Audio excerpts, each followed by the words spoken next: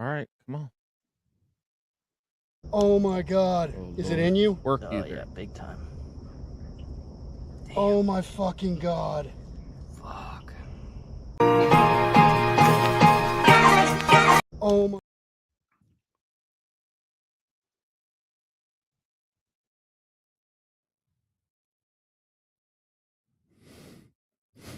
That's our basset ass. I don't know why it keeps playing. I clicking the play intro song. This doesn't work.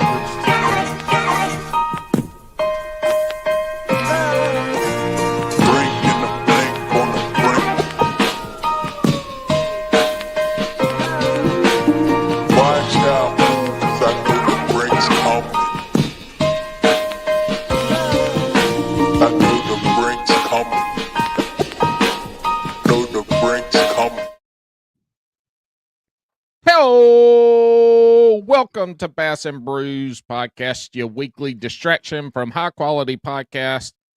I'm Paul. Alex, guess what? Is not here.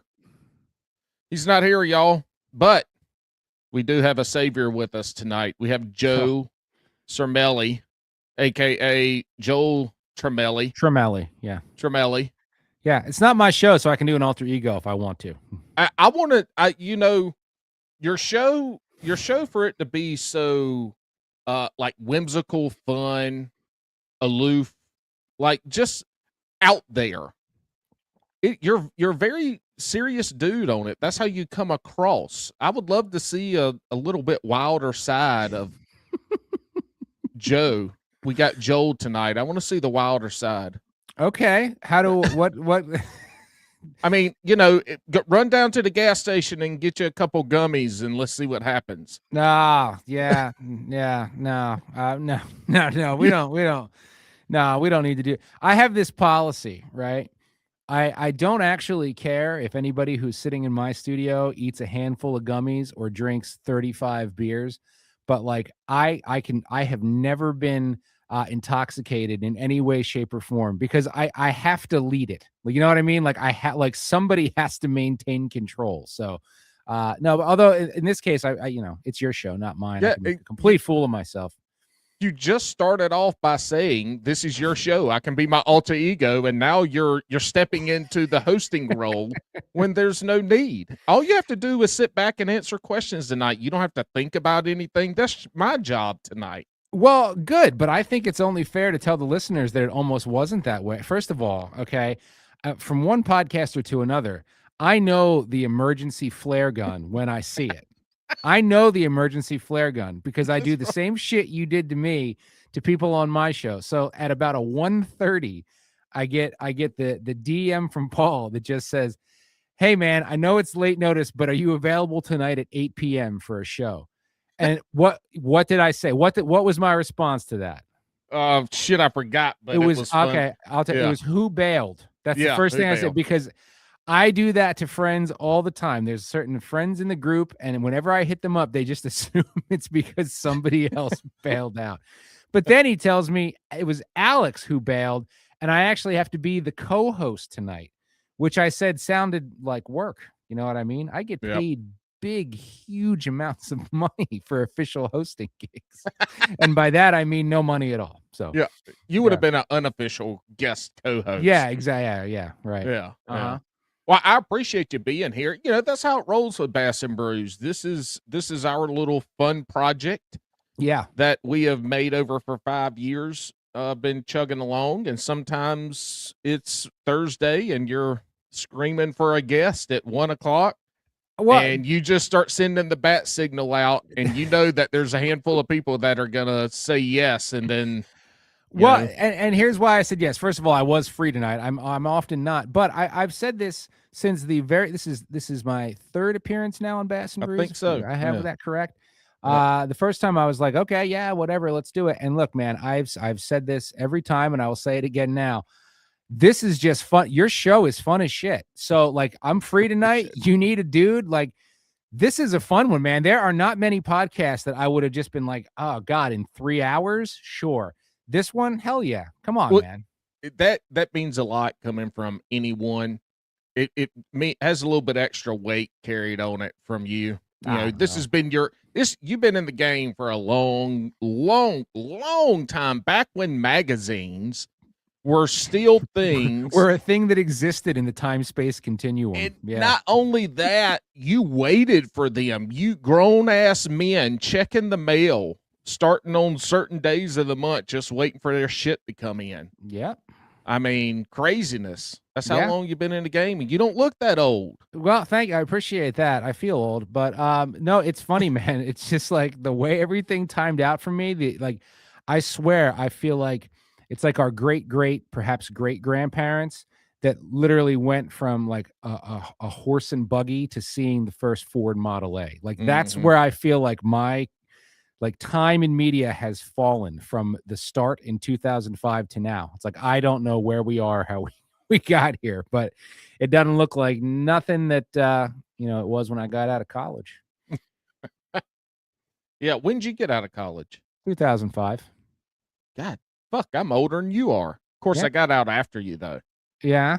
Wait, Yeah, it took me a couple extra years to finish those last 7-year few plan or credits. something like that. Man, I was on the go college, play football, have a good time playing, and Yeah.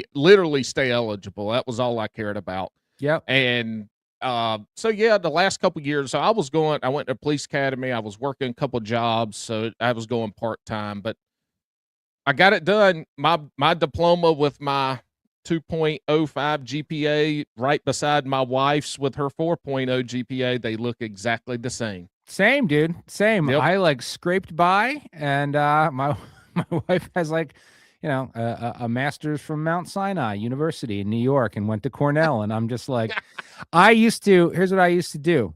When she was going to Cornell for undergrad, right? I was going to a small school in North Jersey. I would take a week off of my school to go to her school and just give her a ride to class, because it's all mountains there. I don't know how the fuck people walk to class in that town. It's like I would have died. It's like climbing Everest to get to American history or whatever. So I would skip a week of my own college that my parents were paying for to go there, hang out with her, and I would just fish my ass off all over town. And my mom, God love her, would be like, "You don't have any classes this week? How can that be?" I'm like, "I don't know. It's weird. Just the way the schedule falls. Everything's canceled." Yeah. So I'll just Mom, be up in Ithaca. is college these days has changed since you were in. Yeah. It's just not the same. They're a lot more lax now. Yeah. You want to hear a funny story real quick that I Fuck yeah, I ain't got none that these people haven't heard. So you got to tell them. All mine. I haven't even had reason to tell this on my own show yet. Oh, and hell I'm sure it'll pop up somewhere. I just haven't breaking had news from guest. Joel Cermele. Joel Cermele, breaking news. No, it's stupid news. But my parents were divorced, so my mom's house was always that was the cool one, because we had the finished basement with the drop ceiling. You had the band set up down there and the Sega Genesis and the bar. So that was the hang spot when we were in high school. So it started long after I moved out. She's like, "You have to get these drums." So I'm like, "All right." So I go get the drums, and she'd be like, "Why is this bass drum so heavy?" And I was like, "Oh, there's still 3/4 of a case of Budweiser in it." And I'm 30 years old. She's still furious. And then somebody would need to do work down there, and they'd move the drop ceiling, and 10 empty packs of Marlboros would fall out of the drop ceiling. Well, she had plumbing work done over the winter, and the plumber comes up and hands her 2 envelopes from my high school that are addressed to her. And they're 2 letters saying that if I don't get my shit together, I am 100% failing chemistry. Oh. And I swear to you, I have no recollection of failing chemistry or what I did to get my act together, because I obviously didn't flunk it. I graduated high school. But yeah, I got a kick out of that. I kept the letters. They're at my house. Oh my God. Can Dear you Mrs. imagine? Cermele, if Joe doesn't, he is going to fail chemistry.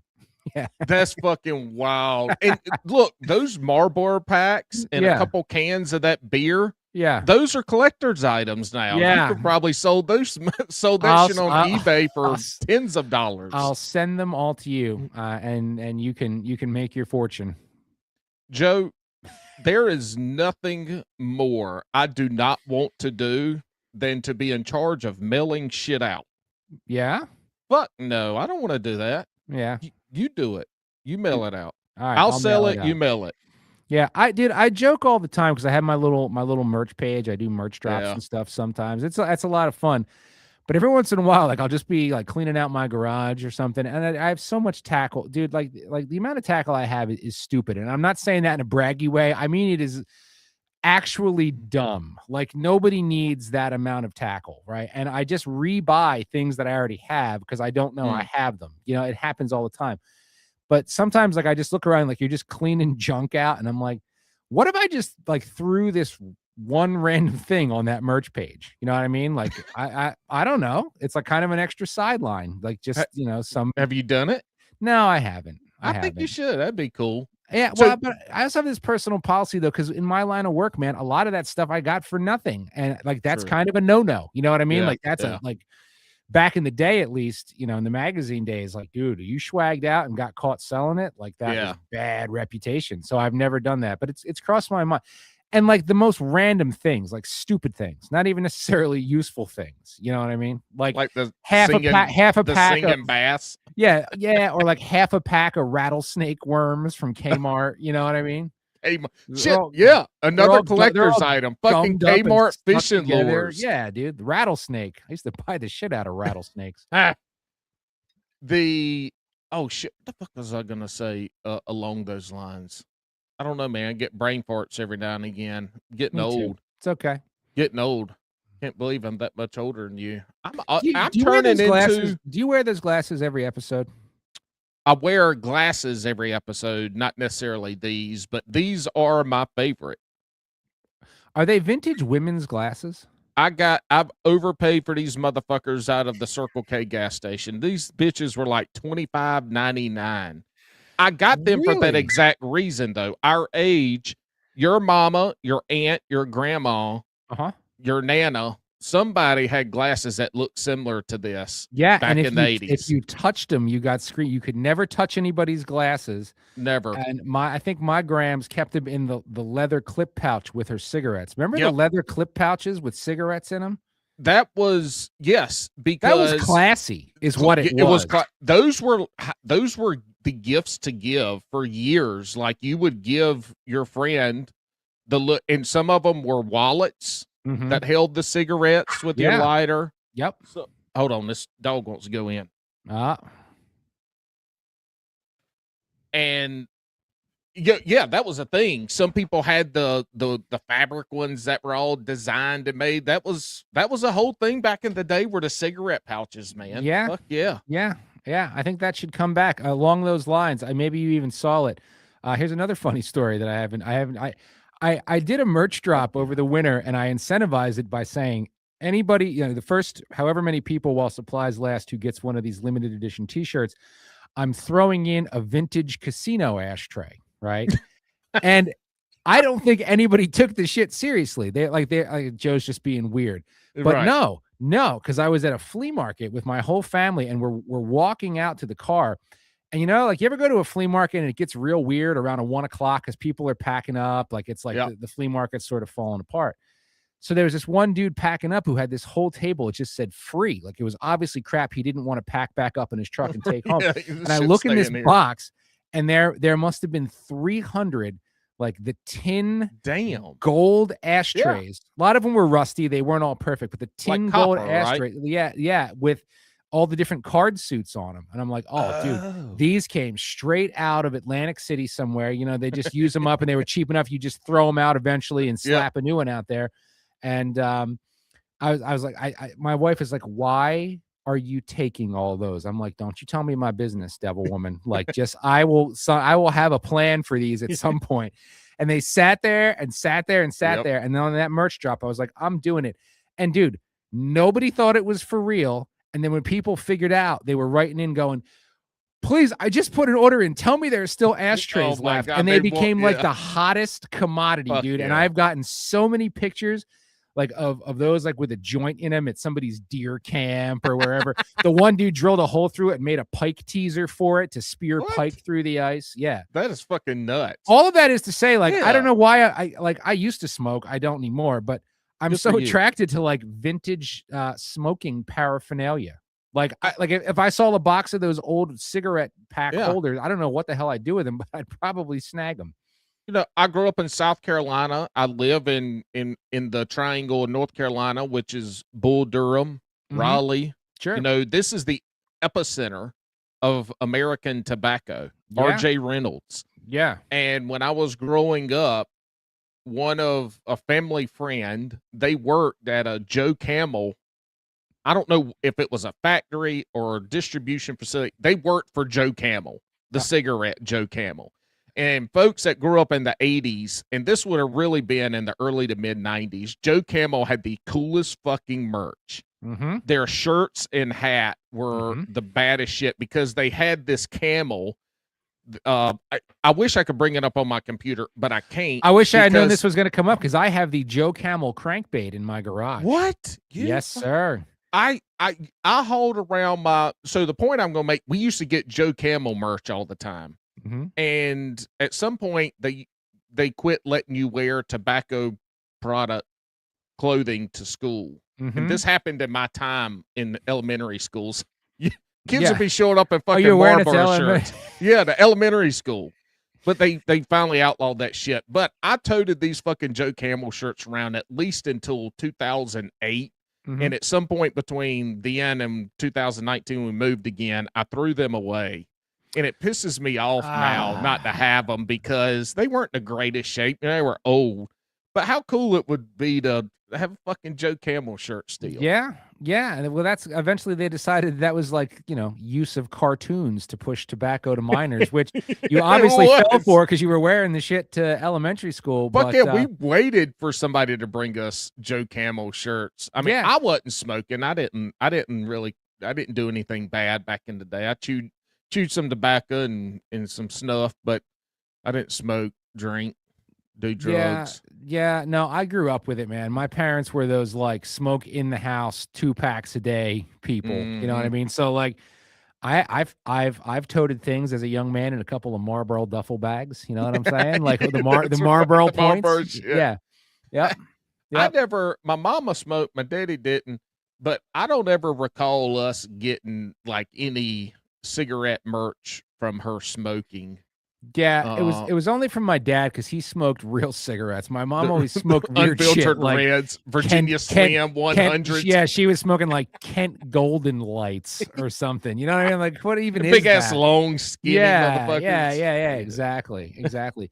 But it's funny, man, because I smoked cigarettes for years, but n- I grew up with that, and it was so normal to me. But now it's like the thought of anyone smoking a cigarette indoors anywhere Mhm. is like, how could you like? I would kill you if you lit a cigarette in my house. You know what I mean? Like, but that was like Normal. Yeah. I was like newborn, and like there were like smoking section at the ground round. You know what I mean? Like it's Mhm. just what you remember smoking sections in restaurants. I remember just restaurants being smoking everywhere, but then yes, like the nicer restaurants had the smoking areas. Dude, I was in the year of our Lord 2000 and probably 11 or 12 in Monk's. Were we in Monk's Corner, South Carolina? It might have been an Applebee's. This is 2013. We walk in and there's a motherfucking smoking section Really? In in Applebee's in 2013? 2013. It was probably 2011, 12, 13, somewhere in that time frame. But the whole fucking restaurant stunk, and that their business, that smoking section was packed Yeah, every damn night because that's the only place people go smoke and eat still, like like it was 1989. I know, but I'm just saying, like when you're little, it's normal. Everybody smoked. We always sat in smoking sections. In the cars. I could not eat in a restaurant where there was a smoking section because there's no way that shit is staying contained to the smoking No, section. it was what I'm saying? terrible. Like I couldn't Yeah. imagine. Yeah. I was actually just fishing up on the Niagara River a couple weeks ago, and but I go up there a lot. And I was up there a few winters ago, and like we'll always go to the Seneca Niagara Casino just for something to do sometimes. I actually they have a smoking section of the casino. Of course, it's all glassed off so nothing bleeds out into the Right. I will actually go in there and play video poker for a while because the best people watching in a casino is always in the smoking room, dude. There's more oxygen tanks in the damn smoking room than any other spot. You know what I mean? Yep. Yep. And none of them sound like they look. You got 88-year-old Grandma Ethelene over there, and she says, "Hit me again, Yeah, sir. exactly. Yeah, I dude. need a drink." I am not a gambler, but damn, do I love just watching people in casinos. I really So is love the that. smoke smell or the smell of stale piss? Which one is the biggest smell when you go into the smoking section? No, it's all the cigs, dude. And Cigs. yeah, it is. It is. And I have like I've thrown out like perfectly good old fishing jackets that were still hanging in my garage because like Oh, at yeah. some point there's a butt, like like you'd flick a butt, you don't want to throw it in the water, so you'd always like flick the tobacco out and then put Yeah. the butt in your pocket and you forget about like Ugh. I did it for years and loved it. Like I like smoking cigarettes was part of my identity. And now I'm like just so reviled by the smell, Yeah. dude. Like I can't be around it anymore. Yeah, I've Except for hated 10 minutes in the smoking room in the Right, Seneca right. night. But Get that's just some- to be some ironic nostalgia. and a Yeah. dickhead. You know what I mean? some nostalgia with Yeah. some people watching. Yeah, exactly. Yeah, I've always hated the smell of cigarette smoke, and you could still smoke inside bars and restaurants in North Carolina when I was in college, and I worked at a bar. And Tuesday nights were our big night. Was 80s night. Mm-hmm. Yeah, 80s night. Now it would be fucking 2000s night. It's dude. fucking stupid. But and it was our busiest night. It would be packed from 8 o'clock to 2 o'clock close, but you could smoke in there. Yeah. And man, those were the nights I would come home and my eyes would feel like I had just sprinkled fucking glass in them. Mm-hmm. Just because I got contacts in, so my eyes are all fucked up. My clothes stink. I used to get dressed. I was in this apartment end unit.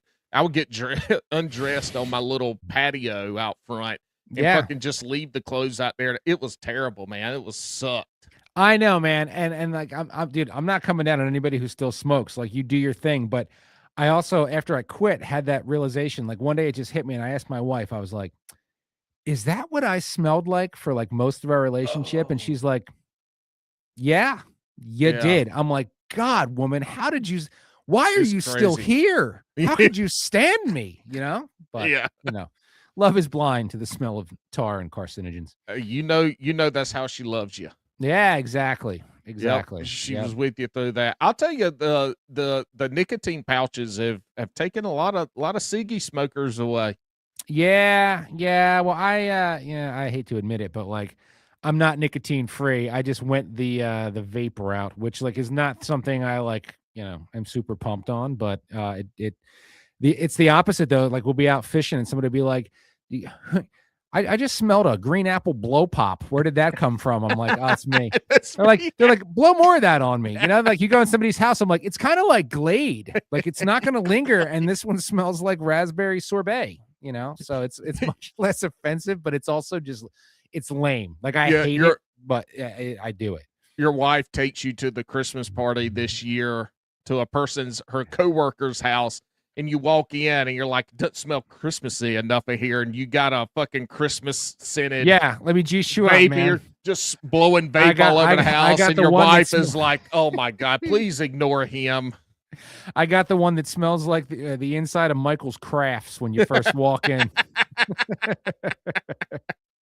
It's that's the Dr. Pepper smell of smells. Yeah, man. The craft store, when you walk in, everything hits you at once, and it's a different smell every time. It's like Dr. Pepper. It's like clove cigarettes and glue. Clove cigarettes. Yeah, dude. Oh God, I hate fucking clove cigarettes. Yeah. I drank a drink that some lady at the bar had dabbed her ashes in my fucking drink of a clove cigarette, and I took a big swig of it. Oh no! Yeah, it's the closest I think I might ever come to throwing up, but not chucking.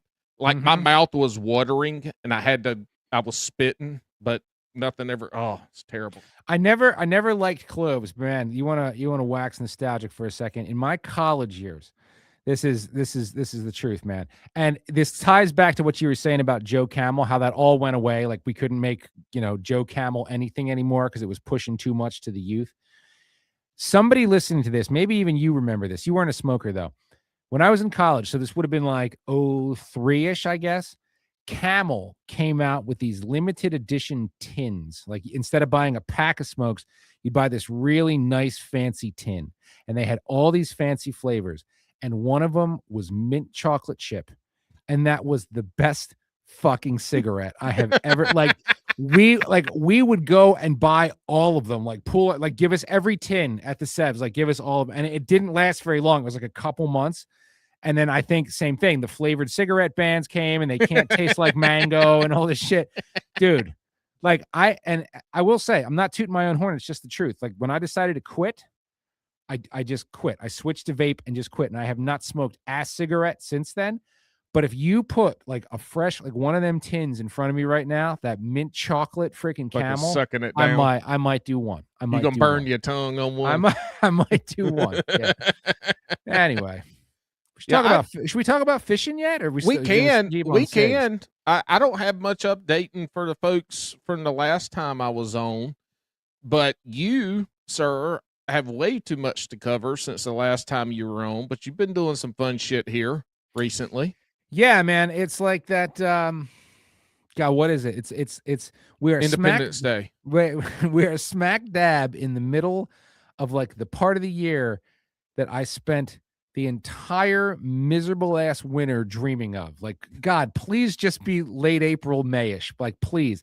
And now it's here, and we're in the middle of it. And as far as I'm concerned, it is already gone. It is already 4th of July. It is basically already Christmas, and it just happens that way every year. You're just dying for May, and it is just flying by because I have so much to do. But yeah, man, I was just up on the Niagara doing some smallmouth fishing. That was a lot of fun. And of course, the river right here, we have just this incredible spring run of cool shit. All the big stripers swim up here to spawn, and the shad and the herring. So, squeaking it in where you can. So what excites you about May every year? Just the run, everything's catchable. Just everything starts popping off around here. Everything, the saltwater stripers, the river stripers, you still have your shad run. It's trout season. I love stock trout. There's a lot of that to do around here with the kid. Hey, Alex, you hear this? A real angler, a real person you look up to like stock trout. So quit talking shit. Oh, does he talk shit about stock trout? Oh my God. He says you might as well. He said you're better off going to a grocery store and buying the trout. Oh, I wouldn't even do that. I think trout are one of the most piss poor eating fish on the planet.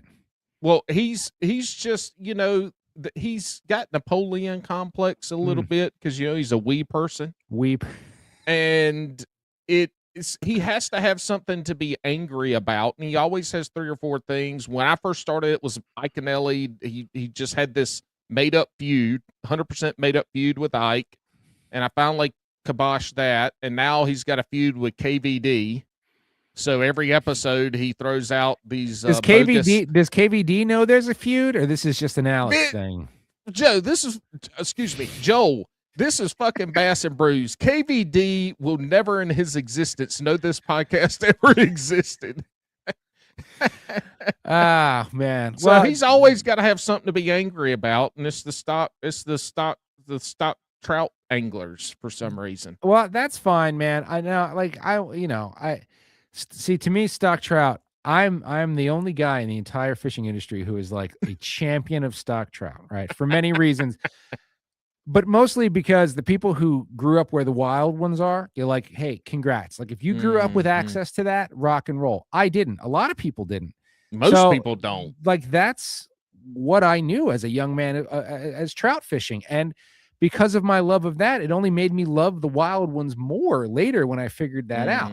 So I got away from it for a long time. My kid, who's only 7 and he's torn up with fishing, I mean, that's our thing to do. We did a whole trip to West Virginia this year just so he could try and finally catch his palomino, which he did. We did a whole podcast down there in West Virginia.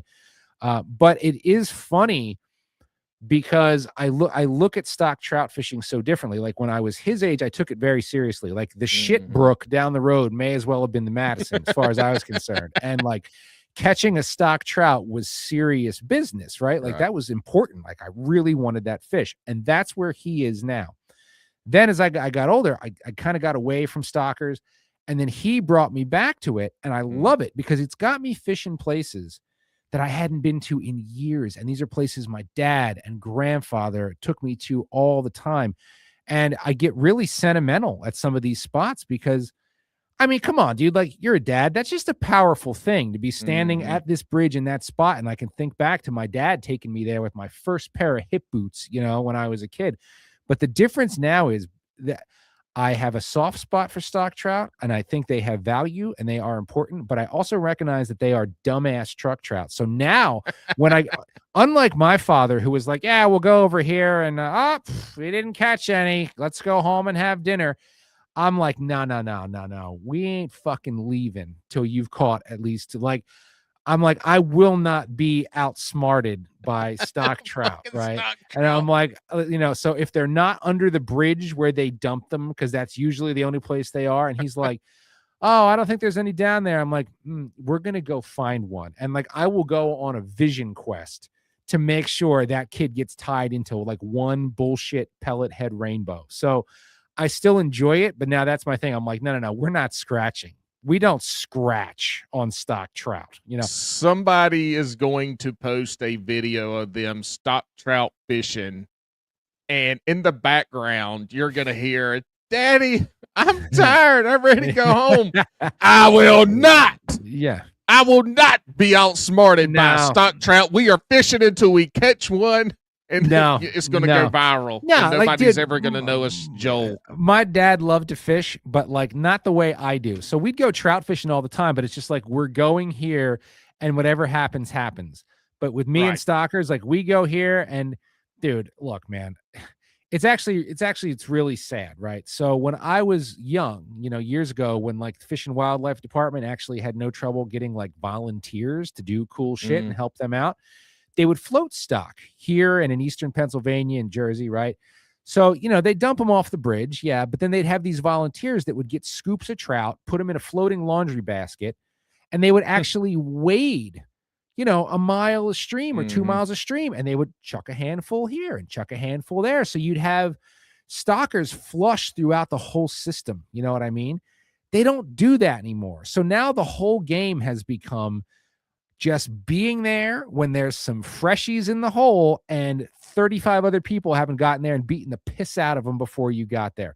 So that's where my head is. It's not even about the fish. It's knowing that that's the game, and I will not fail. So most of the time, wherever you show up, dude, if you ain't got one of sons of bitches in forecast, I'm like, get your ass back in the truck. We're out. And he's like, what? I'm like, it ain't here. We're going over here. Like, we'll find them. Daddy we're gonna find him. Daddy will find them. So it's like I've seen a few videos here recently of people like fighting in the water, and everybody around them, and every single person around them are just sitting in their spot fishing. They're paying them no mind, and there's two grown ass men over there look like they're wrestling, but they're covered in fucking petroleum jelly. It looks like two old men fighting in the water. There's been 3 bangers that have been circulating this fall. I don't know how many you've seen. The one you're talking about was right around opening day in Pennsylvania, and 1 million people sent me that one, where these guys are just, they're just throwing down on a stalker stream, which I find funny because like that's how serious these people get about it. But also like y'all look absolutely ridiculous. You know what I'm saying? The other one. Please tell me you saw the one from Jersey of the dude getting attacked by the beaver. Did you see that video? Yeah. Hell yeah. We talked about it last week. That was in Jersey. So all these people are sending that to me too, going like, dude, what's up in Jersey? And my stock answer has been like, what? That's a Tuesday here. Like I eat at least one beaver a week around here. Okay. When I first saw that video, I said, well, shit, fuck yeah. They're on its hut. Like, right there, the hut is right there. It's probably got some babies in there. It's pissed. Yeah. And I thought maybe they were poking around, whatever. But then when he yeeted it, I was like, God damn, that motherfucker chased him up the bank and latched on. I was like, man, that's weird. But rabies popped up, but I was like, fuck, it'd be pretty tough for a beaver to get rabies. So I just thought that they were there, but they said it was rabid. Hot tip. Look, and maybe it was rabid. I don't know. Who knows? I guess possibly, but they said they tested it. Well, how did they test it? Did somebody come kill it? I'm assuming that if it was still in the area and you taunted it enough, it probably came after somebody else. I And mean, they because cat that bitch. beavers to me are one of those animals that you're like, oh, look at that dumb idiot. Dude, no. Like I go every year, every summer up to the upper Delaware River, and we put the drift boats in and we float in the dark and throw mouse flies for brown trout, right? Like that's a thing that I do every summer. I've been doing it for years. People, you do not realize how territorial a beaver is. Pissy. Dude, and you get out there in the middle of the night, they will swim right up alongside the boat. You have no idea it's there and just smack their tail, and it's like a fucking shotgun blast, and it will scare the living shit out of you, dude. So that animal is willing to come out after this giant thing. I mean, we must look like a hippopotamus coming down the river. It's a 16-foot drift boat with 3 grown men in it, and he will come that close to try and scare us off. So yeah, if you walked over to his den and start poking around, I imagine that is how they would react, you know?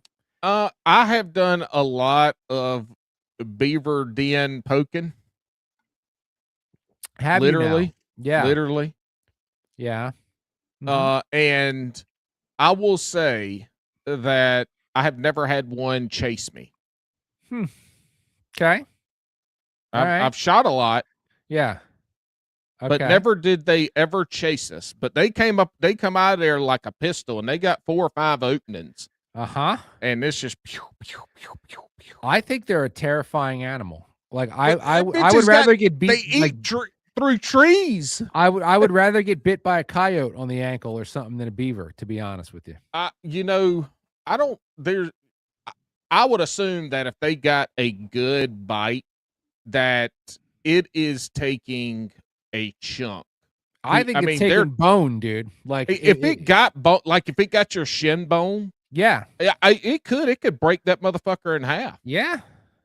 And the coyote probably gonna rip some skin, but probably ain't gonna break your leg. Fuck yeah, I don't want to get bit by no damn beaver. I'll pass on both of them, but yeah, I thought that video was rather terrifying. And then the last one, you ever bit beaver? You ever bit a beaver? A handful of times. Yeah, handful of times. Yeah. The other one, you seen the 2 Amish dudes dragging the 40-pound muskie over their shoulder? I saved that video to specifically, if I couldn't remember to talk to you about it, to go back and look at it. Okay. Yeah. What are your thoughts on it? You go first. I am a follow the limit laws and your length laws, whatever laws you got to follow, but you eat and keep whatever the fuck's within your right. Preach it. Same thing, man. People have been out of it, baby. Bombarding me with that, and I know there's some stuff online like, oh, they didn't have proper licenses or something. Maybe that's true. Maybe it's not. I think that's people spouting off. Like that's just, people spouting off on the internet. But I am right there with you. Just talking about the fish. Let's just talk about the fish. You want to be pissed at somebody about that? Be pissed at your state and get them to change the regulations, because I feel the same way, man. If it is legal per your state's compendium, per the laws in your state, then you can't say shit about that. Like you know what I mean? Nope. I actually think it's great. Like I would have those 2 guys on my show. I want the Amish on my show so bad, dude, which is a hard thing to do because of the whole technology thing. But I am dying to have like a hardcore Amish angler on my show because I have so many questions. Because as a kid, you'd go out on a bluefish party boat. Like during the week, it'd be like me, my boy, and a boat full of Amish. And it was really, really awkward. And they would take home hundreds and hundreds of pounds of bluefish. Like most of them not on ice or anything. Oh yeah. But still, like that's part of their culture. Like I bet they didn't waste a scrap of it. You know what I mean? Like you could say like, oh, look at it. I bet. So dude, I think that muskie video is great. I like it more because it's pissing hardcore muskie guys off. Like I love exactly. Yeah. They need to be fucking pissed off. I don't know a muskie person that's all they do, but you know what? If it look, muskie fever in 1985 produced a bunch of murders up in Minnesota. With blood hook. You know that movie. Oh, I've seen Yeah, Blood Hook, we've watched it. That was the first ever movie we watched on Last Call with Alex and Paul with our subscribers. Y'all go to patreon.com, something Bass and Brews, and subscribe. And yeah, great times. Those Muskie people, man, they're fucking weirdos. I wouldn't go as far as to say that they're weirdos. I don't But- know them. I'm just going off of how you looked when I was describing them, and I just kept going until you looked uncomfortable. I wasn't uncomfortable. I know a lot of them.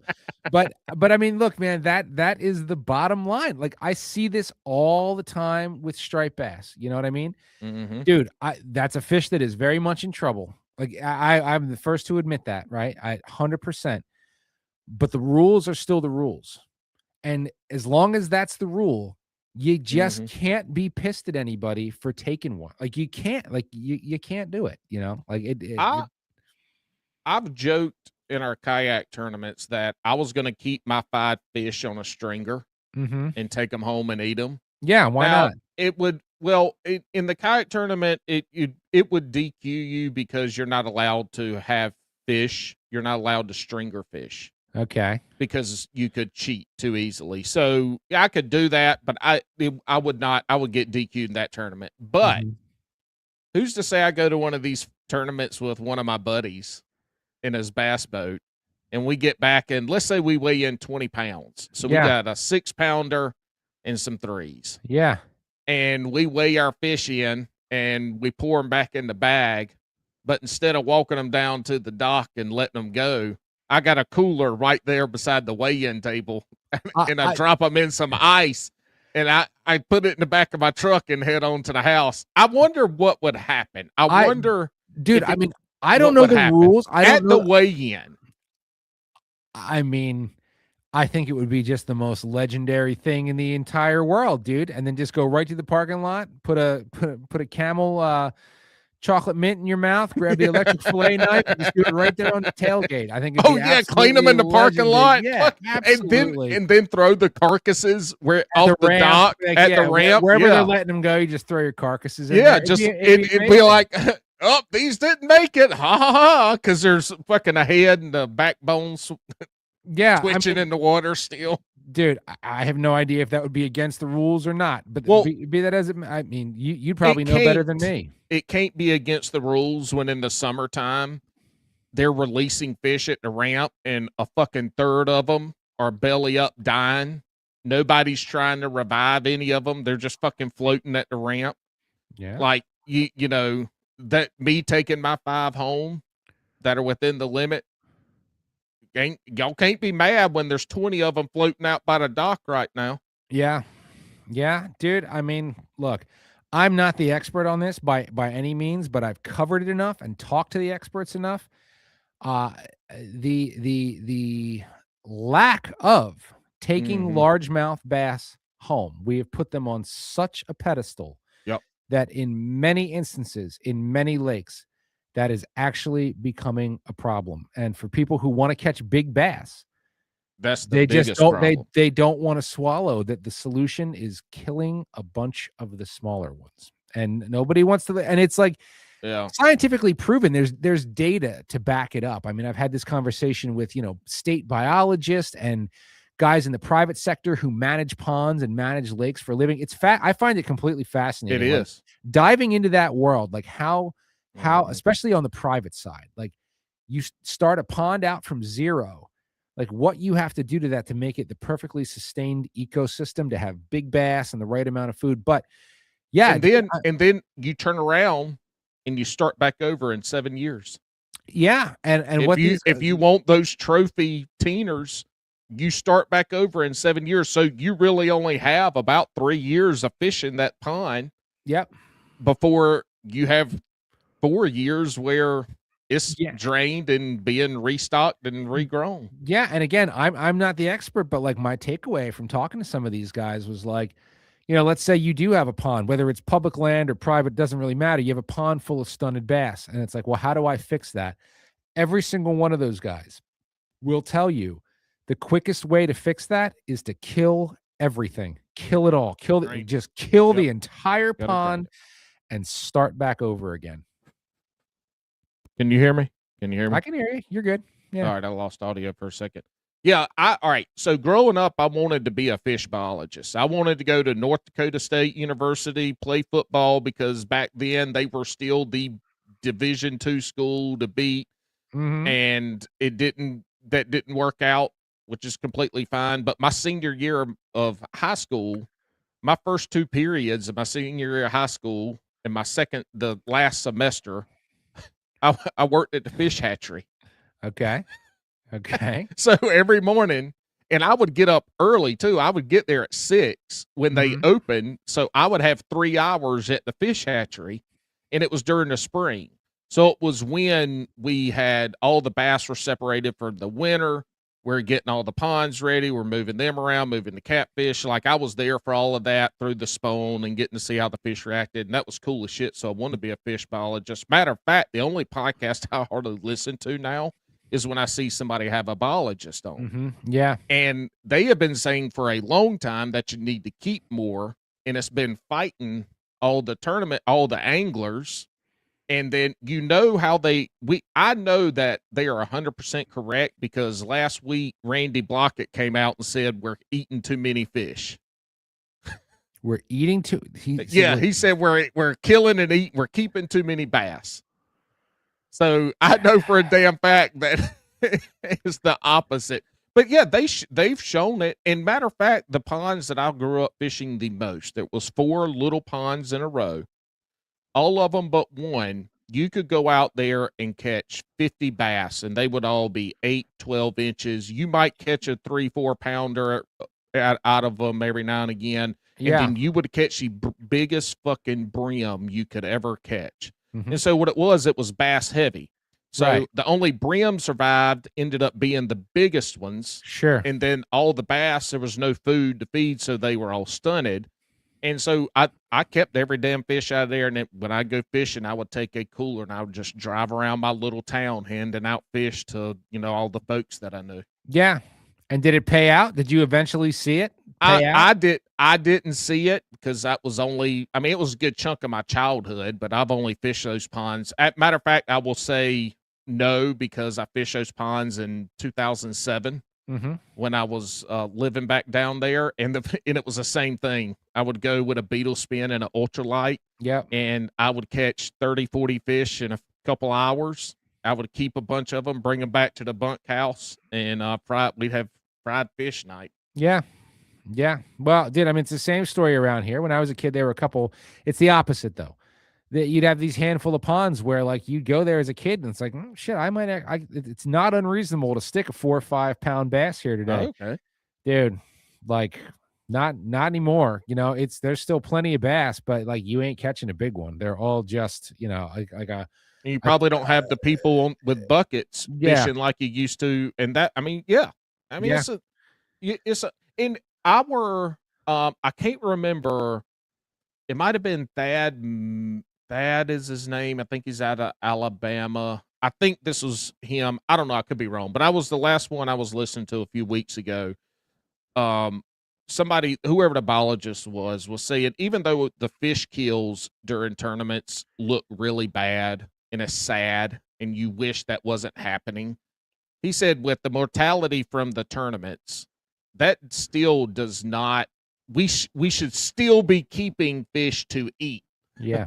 So including the natural mortality. Yeah. And then the mortality from catching them in tournament fish.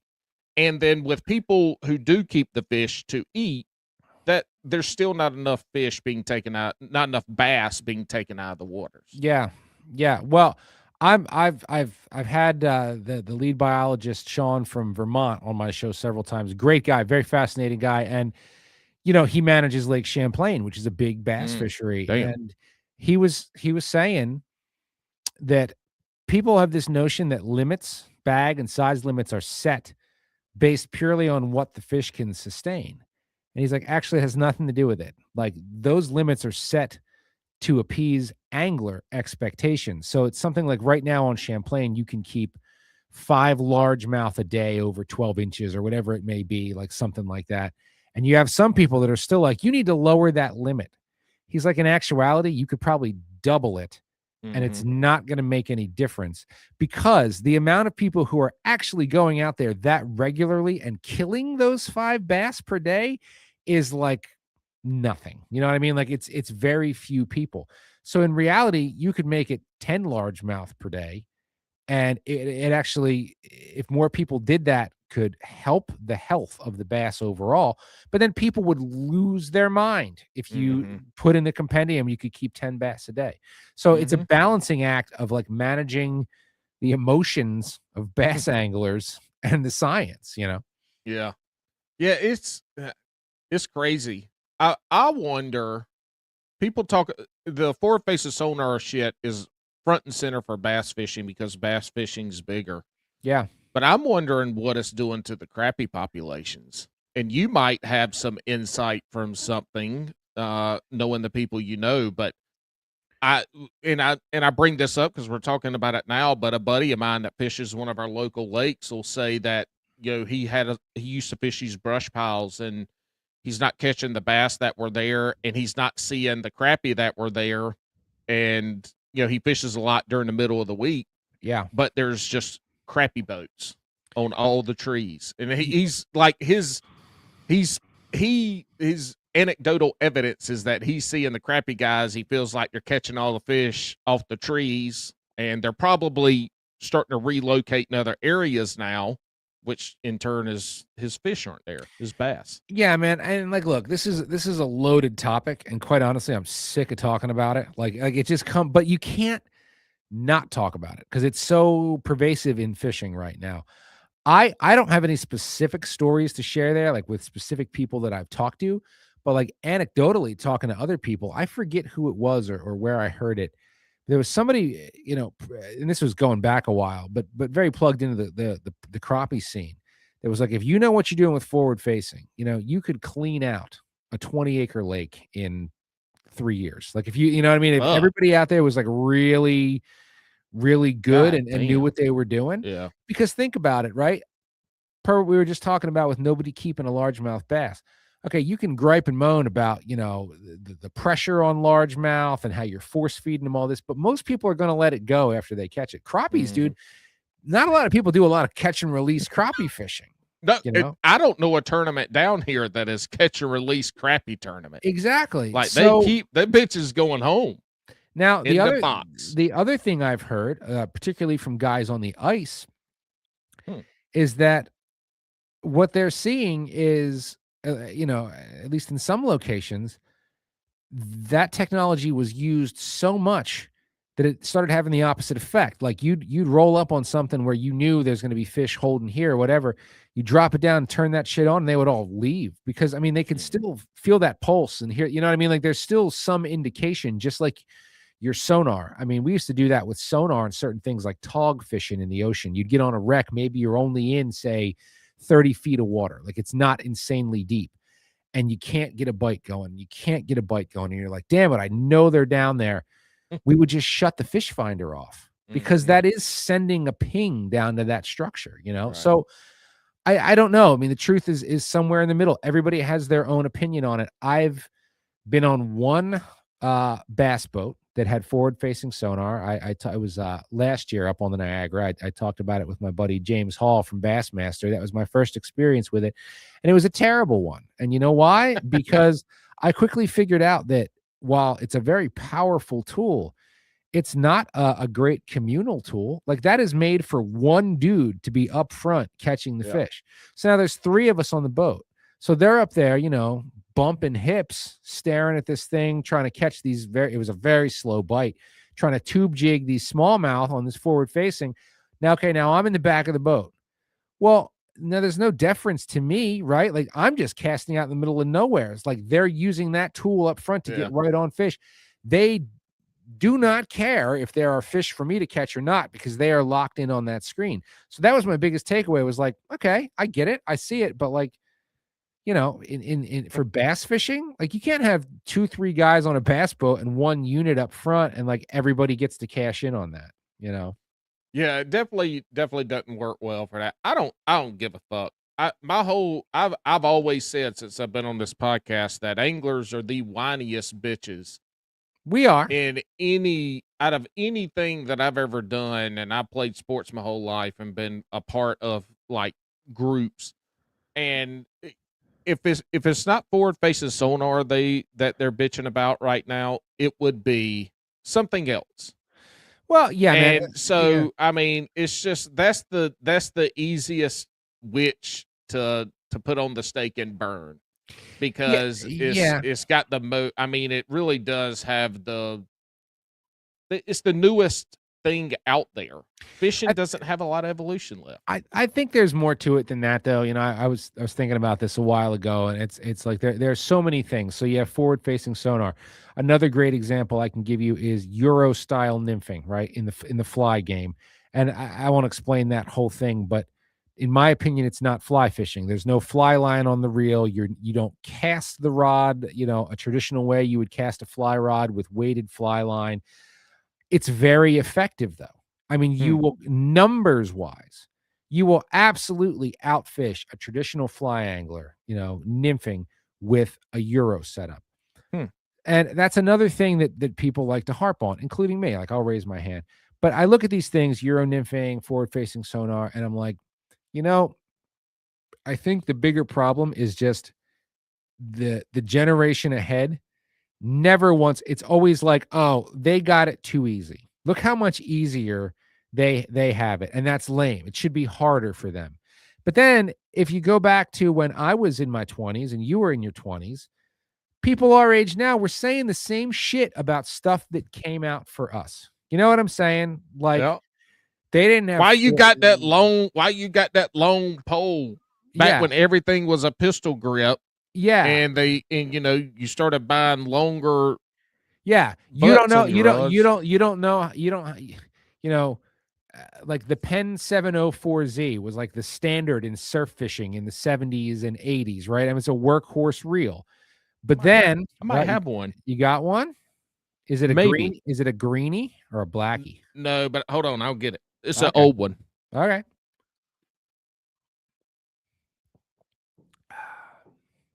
It's gonna be a black one. The green ones are too rare. I'll be very, very surprised if it's a green one. Let's see. Take bets right now. $20. It is not a Penn greenie.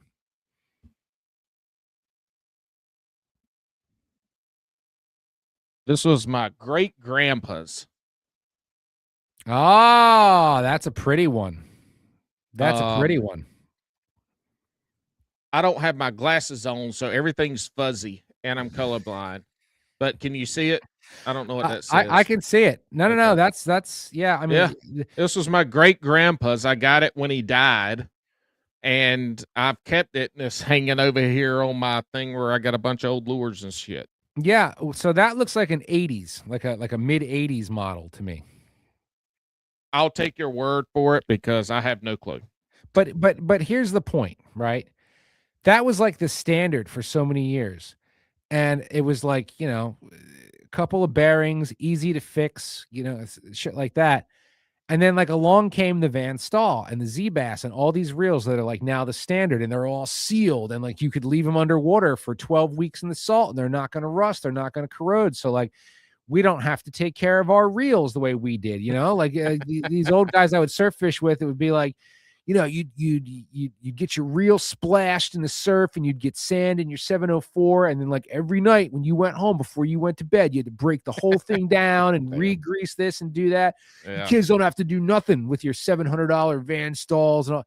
So it's nothing ever changes, man. I mean, really at its core, I mean, that's the gripe with forward facing Euro nymphing. There's other things too. Yeah. It's just like, oh man, you guys don't have to work for your fish the way that I had to work for my fish and learn a lake or learn a river or learn whatever it was. Dude, the big thing here this year, all right, and I don't know how I feel about it. It makes for amazing footage, but it's kind of pissing me off, if I'm being honest. The trendy thing in Jersey right now, as we speak, every day there's a different one. People are finding stripers in the surf by just flying drones. So they'll fly a drone down the beach, find the school, run over there. And like I said, it makes for amazing footage for your Instagram.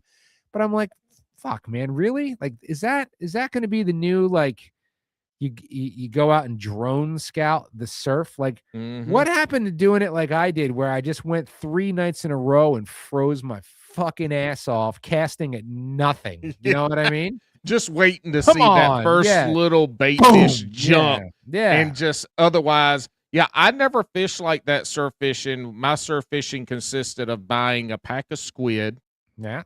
and getting, I don't know what y'all call it, a high-low rig, just 2 hooks, Yeah, top and already bottom rig, pre-made, high-low rig. pre-made leader, Yeah.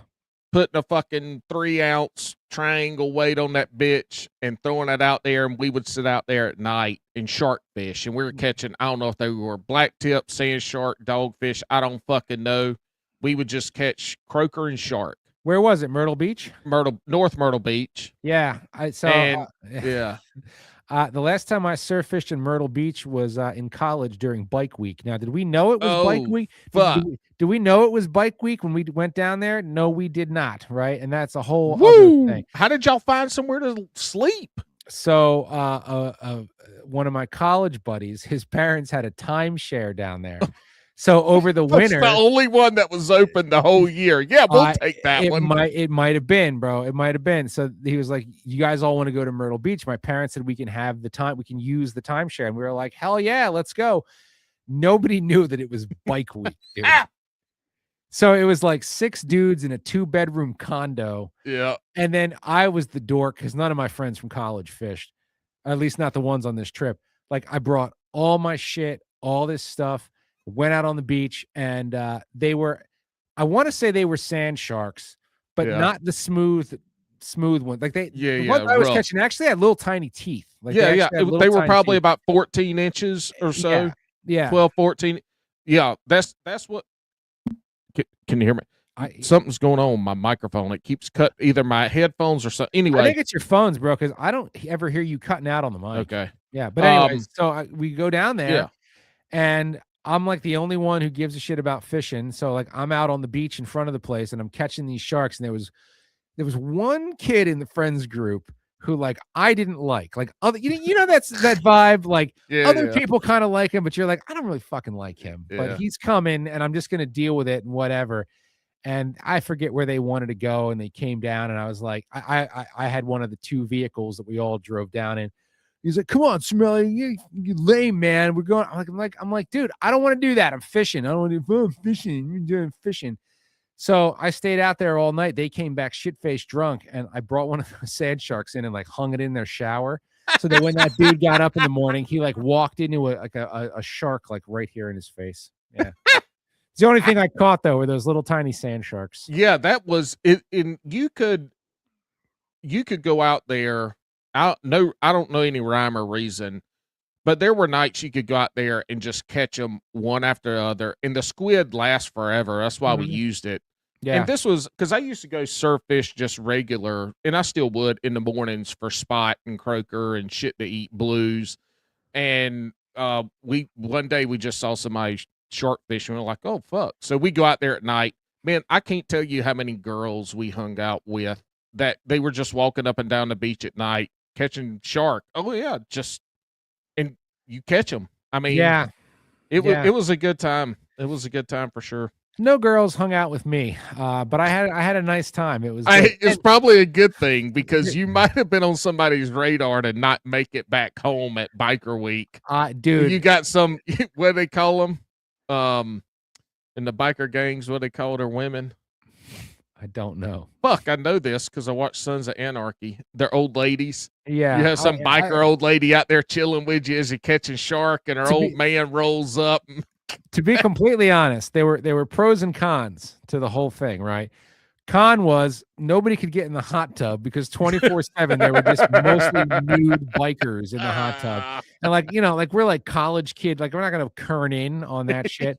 Another con was, dude, you just like if you wanted to go 3 miles up the road to go out to dinner, that might take you 40 minutes to get there. So like we're like eating takeout and cooking ramen because I'm like, I just don't feel like dealing with this shit, man. You know what I mean? But one pro of the whole thing was there was a karaoke bar like in the basement of the building where the timeshare was, and that was a lot of fun. The bikers love karaoke, it turns out. So yeah, that reminds me. I did summer of '69, brought the house down. It was good. Yeah. That reminds me, my wife and I went to Daytona Beach for spring break, Uh-huh. 03 or 04. And it was the week after biker week at Daytona. Uh-huh. So there was still a fuck ton of bikers around there. Yep. We had a good time. Yeah. Yeah, I was drinking with some bikers. Ooh, there was this old man that sat at the little tiki bar every day from when it opened to when it closed. And he he couldn't drink until like 11 o'clock because he Mhm. had to take his medicine. He couldn't drink. He had problems. He'd make all these weird noises, and I used to do it, and now I've forgotten them. Fuck. I need to drink again so I can remember them because it's when I did it.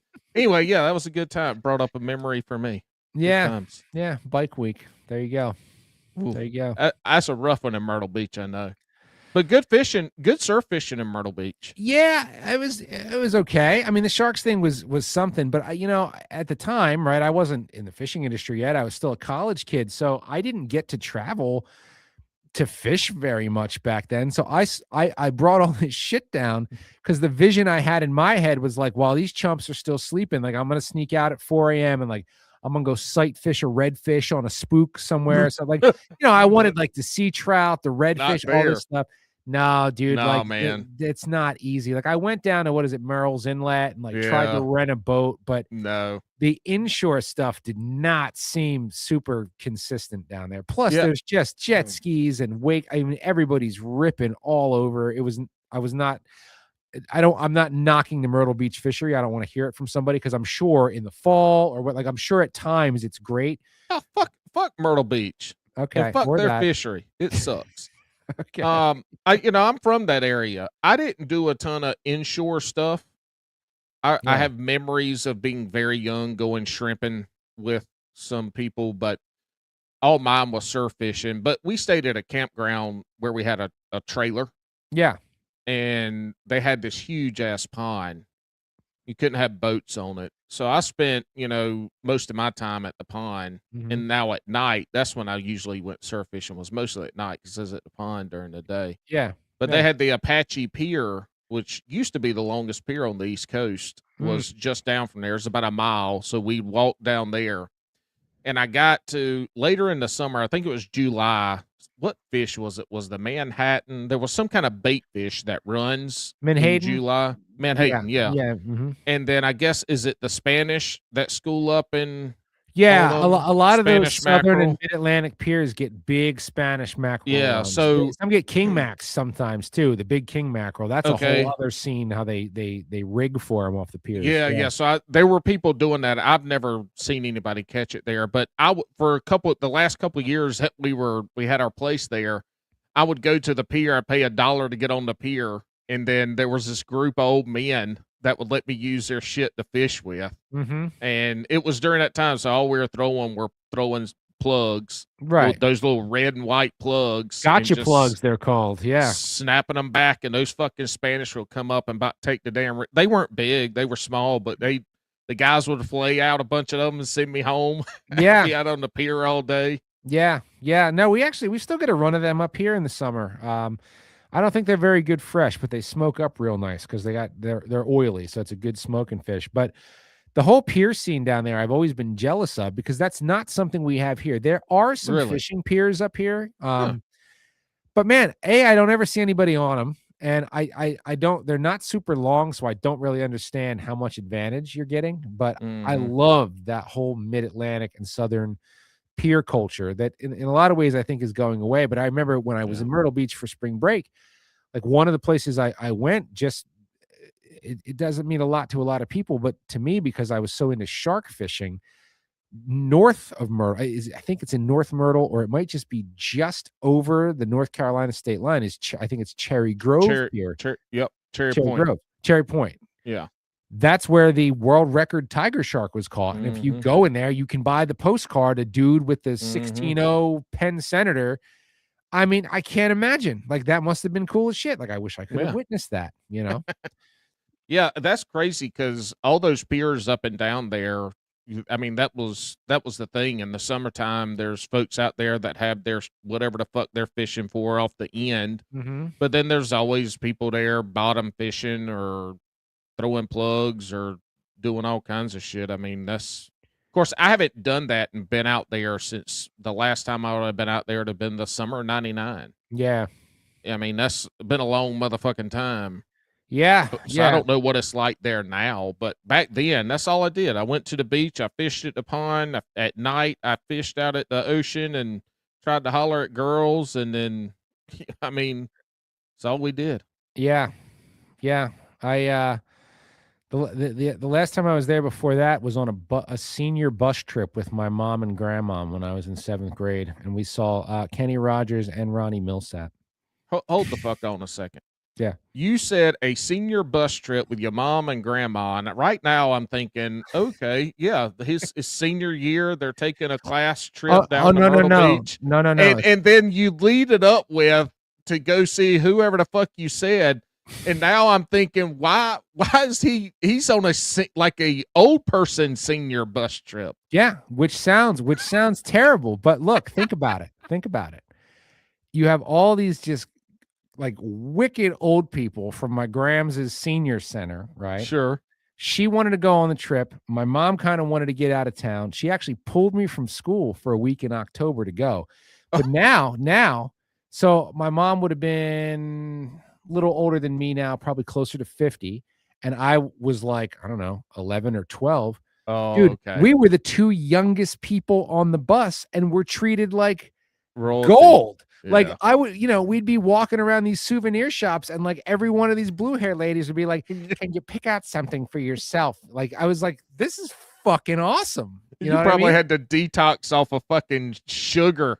Yeah. After dude, a week on a bus trip with a bunch of old people. That's a long bus ride, dude. I just sat there with my Led Zeppelin on my Discman playing. Yeah, and fucking like, pre-diabetic when you got want home. These Raisinets? I'm like, fuck yeah, I want those Raisinets, Helen. Thank you. Yeah. Dude, like everywhere we went, like somebody would fall. Like 2 people fell like while we were there. Like they were okay, but then it was a whole thing. And like it was kind of whacked out. But yeah, that is the thing that I did. Man, as an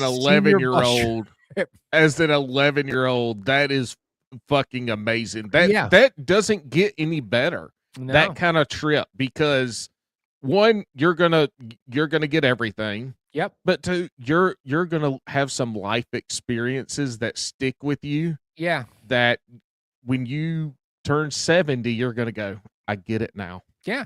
Dude, we like and those bus trips, like they take you to a different place every day. And one of the things we did was like I saw the Kenny Rogers before he died fucking possum in Myrtle Beach. And I'm like, I'm happy about that. Like I love Kenny Rogers. This man from New Jersey at 11 years old on a senior bus cruise saw Kenny fucking Possum Rogers Myrtle Beach, South Carolina. Yeah. And then another memory I have from that, you get around, so you might know, maybe it's not still there anymore. If I said JR's on 95, would that make any sense to you? Uh-huh. You know what that is? Yeah. I don't even know how to J.R. Reynolds. Yeah, but like I don't even know how to describe it. Like they sell cigarettes and also like Western wear and just liquor and all kinds of weird stuff. So like that was up there south of the border. It's not far from south of the border. It's around there somewhere, but I don't think it's there anymore. Oh, that's a shame, because that was another one of our stops, and I remember for no particular reason I bought like a full brimmed like Aussie Crocodile Dundee hat.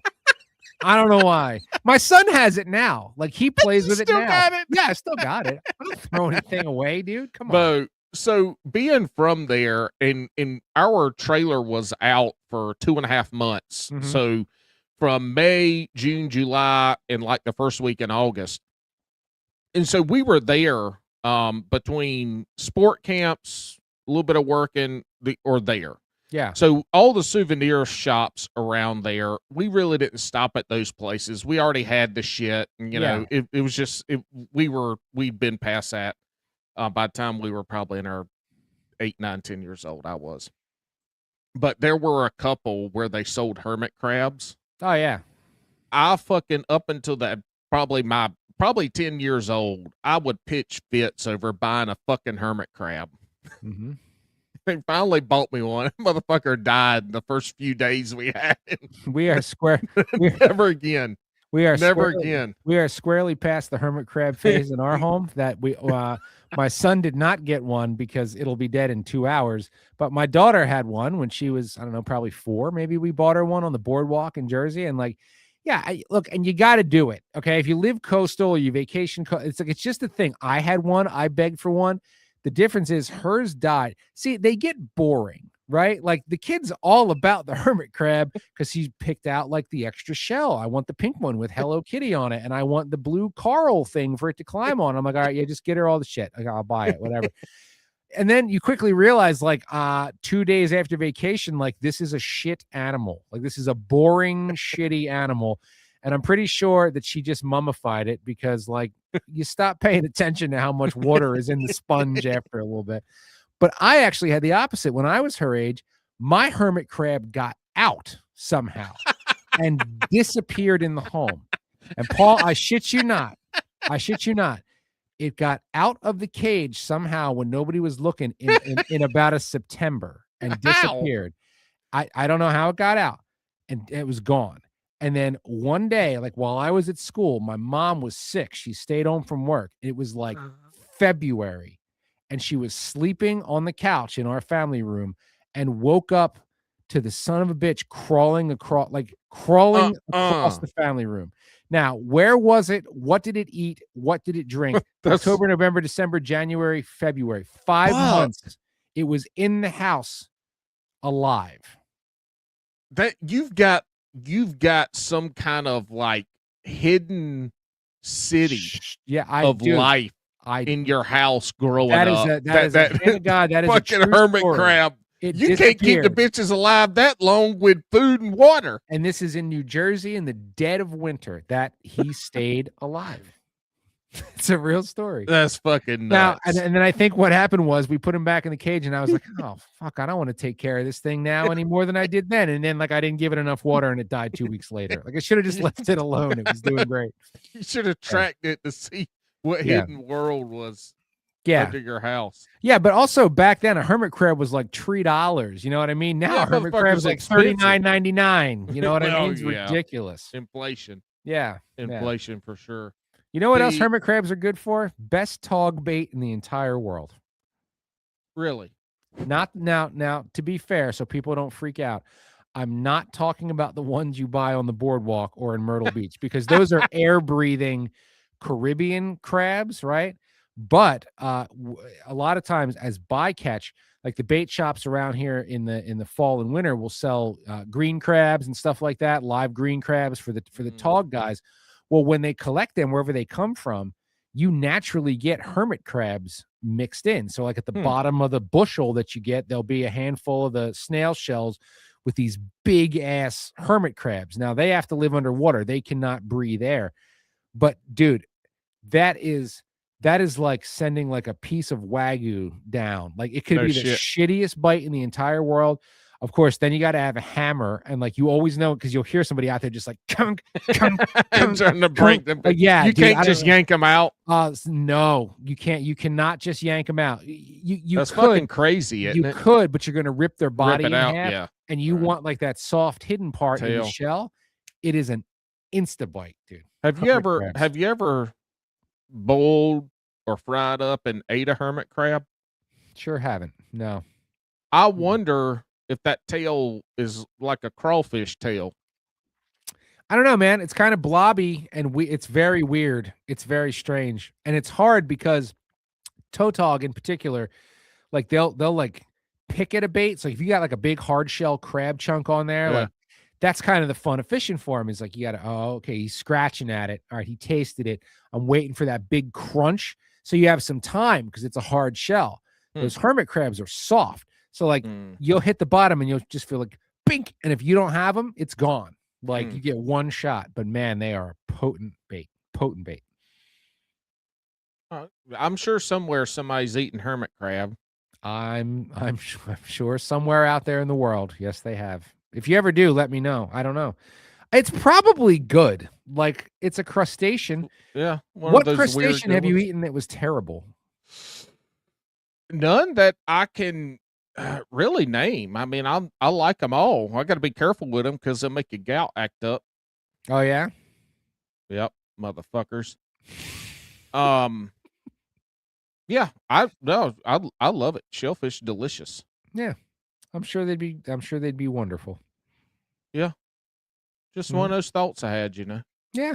Weird how those things happen. Yeah. Yeah, it's funny how a guy from New Jersey and a guy from South Carolina can come together over some fucking Myrtle Beach stories. Well, you know why? Because I think everybody in the country's been to Myrtle Beach at least once. You know what I mean?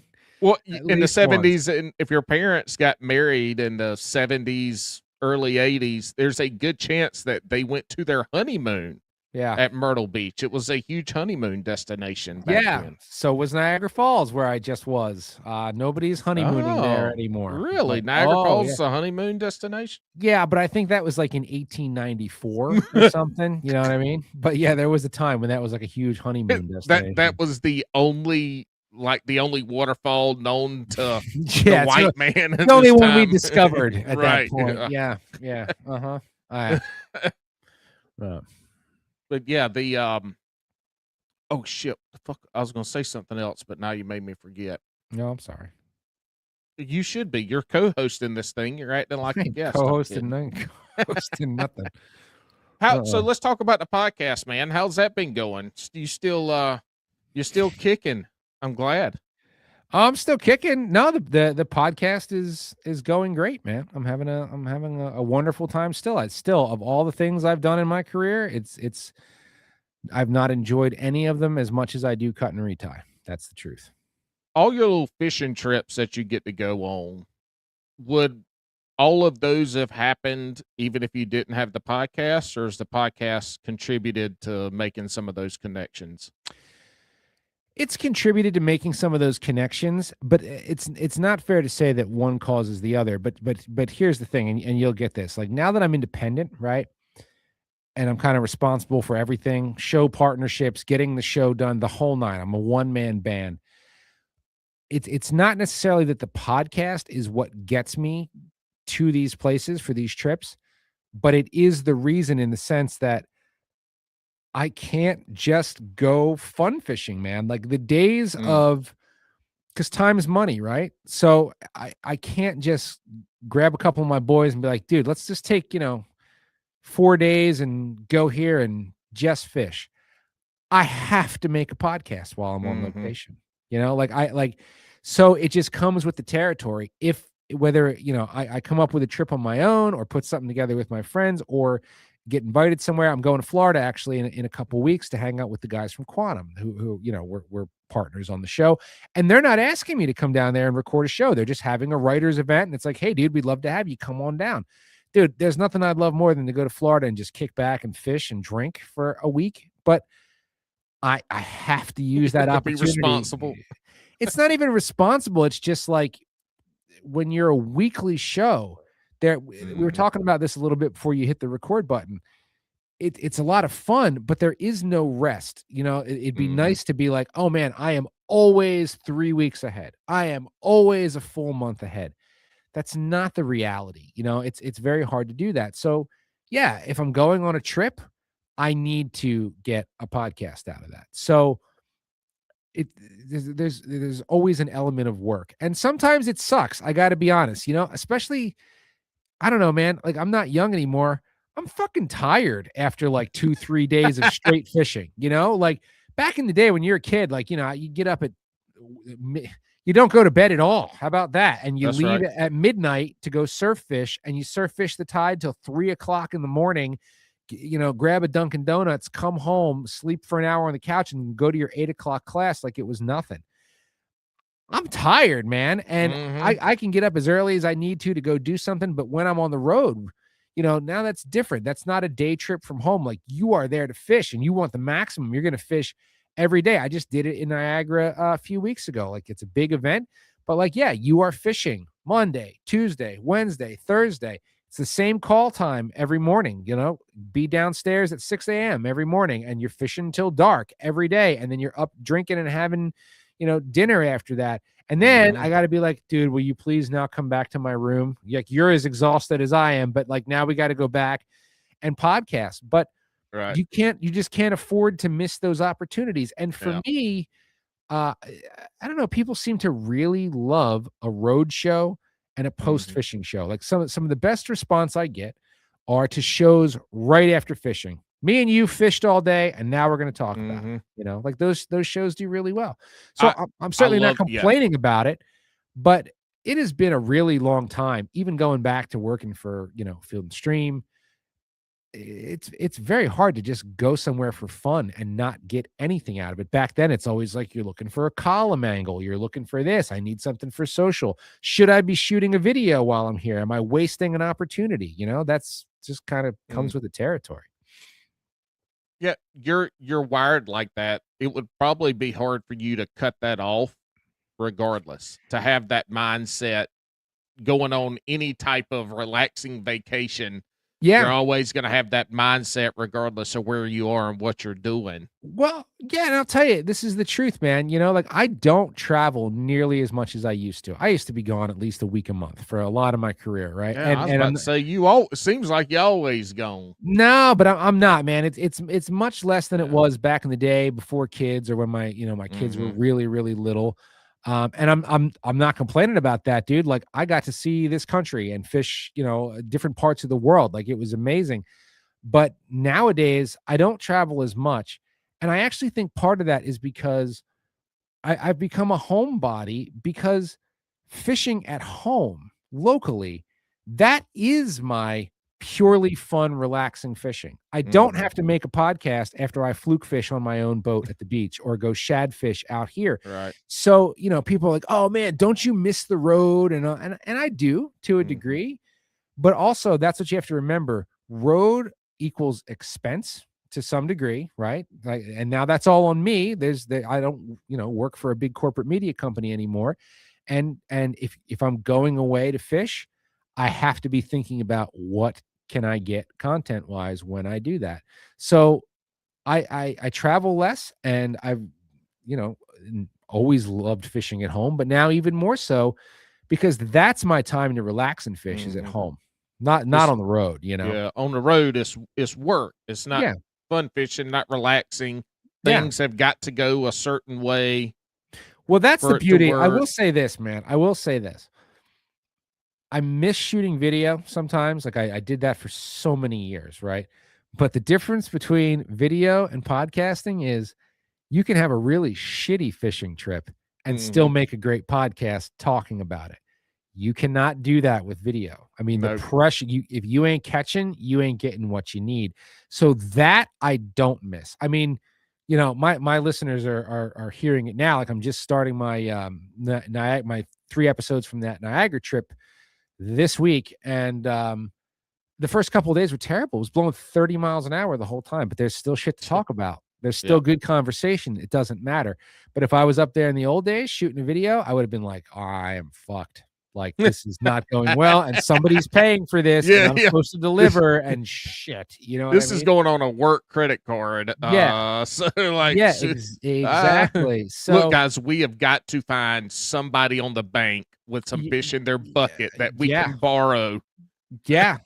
I mean, I go on a trip, and I know I'm going to record a podcast, and I feel zero pressure. If the fishing's bad, it's just like, oh, bummer, because I Yeah, now actually we get to really want to fucking catch talk about fish. how Yeah. shitty we were. But you know what, man? I mean, it's relatable to name somebody who can't relate to that. You know what I'm saying? So it always works out, and there's always funny shit that happens and something else to talk Yep. about. But yeah, I don't miss the pressure of having to catch. I don't, Well, you said that the shows that you do after a day of fishing do really well, Yeah. and we tell a majority of our guests that have never heard of us, imagine sitting around a campfire shooting shit with your buddies after fishing. Yeah. Like that's what we want to be. We Yeah. talk about all the time when you go get your tips and tricks from a lot of other shows. That's Same, not man. us. That's why I love you Alex guys. and We're I like kindred spirits here, Yeah, we Yeah. are. And Alex doesn't I've been around a lot longer than Alex, but even I'm an average angler. average angler. Me too. And so who are we to talk about that shit? But we enjoy it. We have a good time. I like it. It's my the only little competitive thing I can do now. So here we are. Yeah. Yeah. And it's all good. And this is what I love, that you can have a fishing podcast like this where we basically just talked about ashtrays and old people. Yeah, it's wonderful. It doesn't get any better than this. Hey, I got a real quick question to back it up. Yeah. We were talking about earlier stock trout. Yeah. And it reminded me, my son and I love to camp. And so I watch a lot of camping YouTube. And I found this firebox stove, Gallup, Colorado. And from him, I found bass and trout. Have you ever watched bass and trout? That sounds very familiar. I may have. So they're up in Colorado. They do a lot of fishing at lakes you got to hike up to, like these remote lakes. High mountain stuff. There. Yeah. And I don't give a fuck about trout fishing. Matter of fact, I don't give a shit about watching any fishing but bass fishing. I hardly do that. But because they use this firebox stove to cook meals, I've been watching a lot more trout fishing with these guys. Okay. But it's pretty cool because they've got, some of them are stocked by planes. And then I think some of them have natural wild trout. And it's pretty neat to see, because video doesn't ever do the fish justice. But they're catching like 18-inch fucking trout, which don't look big on the camera, but it's usually cutthroats. Like those high mountain lakes, I know, have a lot of cutthroats out there in the Rockies. I don't know, fucking brown trout and rainbow, I know they catch those. Oh, okay. I don't know, man. Just look up bass and trout on YouTube if you have interest. Got a really cool channel. He puts out a ton of videos. He usually does a catch and cook when he's there, and he uses this firebox stove thing. It's a pretty good channel. Okay. If you ever perusing around. I thought you were about to give us a hot trout recipe. I have never cooked trout, but you can't go wrong with butter. Fuck, man. I'm from the South. I'm cutting that bitch up into nuggets, and we're deep frying it with hush puppies. But you've never done that before, so you'd have you'd have nuggets full of bones. That's part of the problem with them. Yeah, I don't know. Or you can't fillet them out? You can, but then if you want to really have a true fillet, then you got to go in with tweezers and pull all the pin bones down the center. Them bitches cook out when you cook them regular, like pan fry? Nope. They're just, you got to chew around them? You got to chew around them. And see, I eat a lot of food, and there's a few things in my life that give me like texture anxiety. And when I'm eating fish, getting a bone just makes me like sick. Like I want to quit eating. Shells, eggshells. If I get an eggshell when I'm eating, like it makes me just want to quit eating and just be done. Then I do not recommend trout, because I straight up don't like trout, right? I do not like it. And here's a really bizarre thing, right?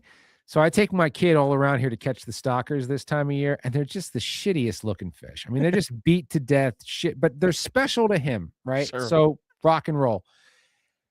That kid will not eat a cheeseburger. Like, you ever met a 7-year-old boy who will not eat a cheeseburger? You know what I'm saying? Yet he will eat every single stock trout that we bring home. And sometimes I have the patience to actually pin bone them all for him. At least I started that way, because I'm like, oh man, if this kid gets a bone, he's never going to eat him again. And I don't want to turn him off. So that, like, when we first started taking him and he was catching them on his own, I'm like sitting there with like hemostats, like bink, bink, like trying to get, and dude, we're talking about a trout fillet that's about that big, right? These aren't big ass trout. 6 inches. Right? Is that what you're holding up, about 6 inches? Yeah, because the way everybody would do it is you just gut the trout and you would stuff it with peppers and put your butter in there, and then like, well, we'll wrap them in foil and put them on a campfire. That's just steamed trout, and like, in my opinion, no flavor actually gets into the meat. So while that's too much fucking work, I hate hobo camp meals. This fucking shit's stupid. Well, while it's an easier way to do it, like, I think it tastes like ass. So I am a huge fan of, even if they're tiny trout, fillet them so that you can actually cook the meat in the butter or bacon fat, or, and then slather it with lemon pepper or whatever. But to get back to what I was saying, was for the first couple years, I went through pains to make sure there was not a single pin bone in that kid's fish. And then one day I took them. I think it was last year. I was beat tired and I was just like, fuck it. I don't have it in me. Like, let's just see what happens. And I pan fried him with all the pin bones still in it.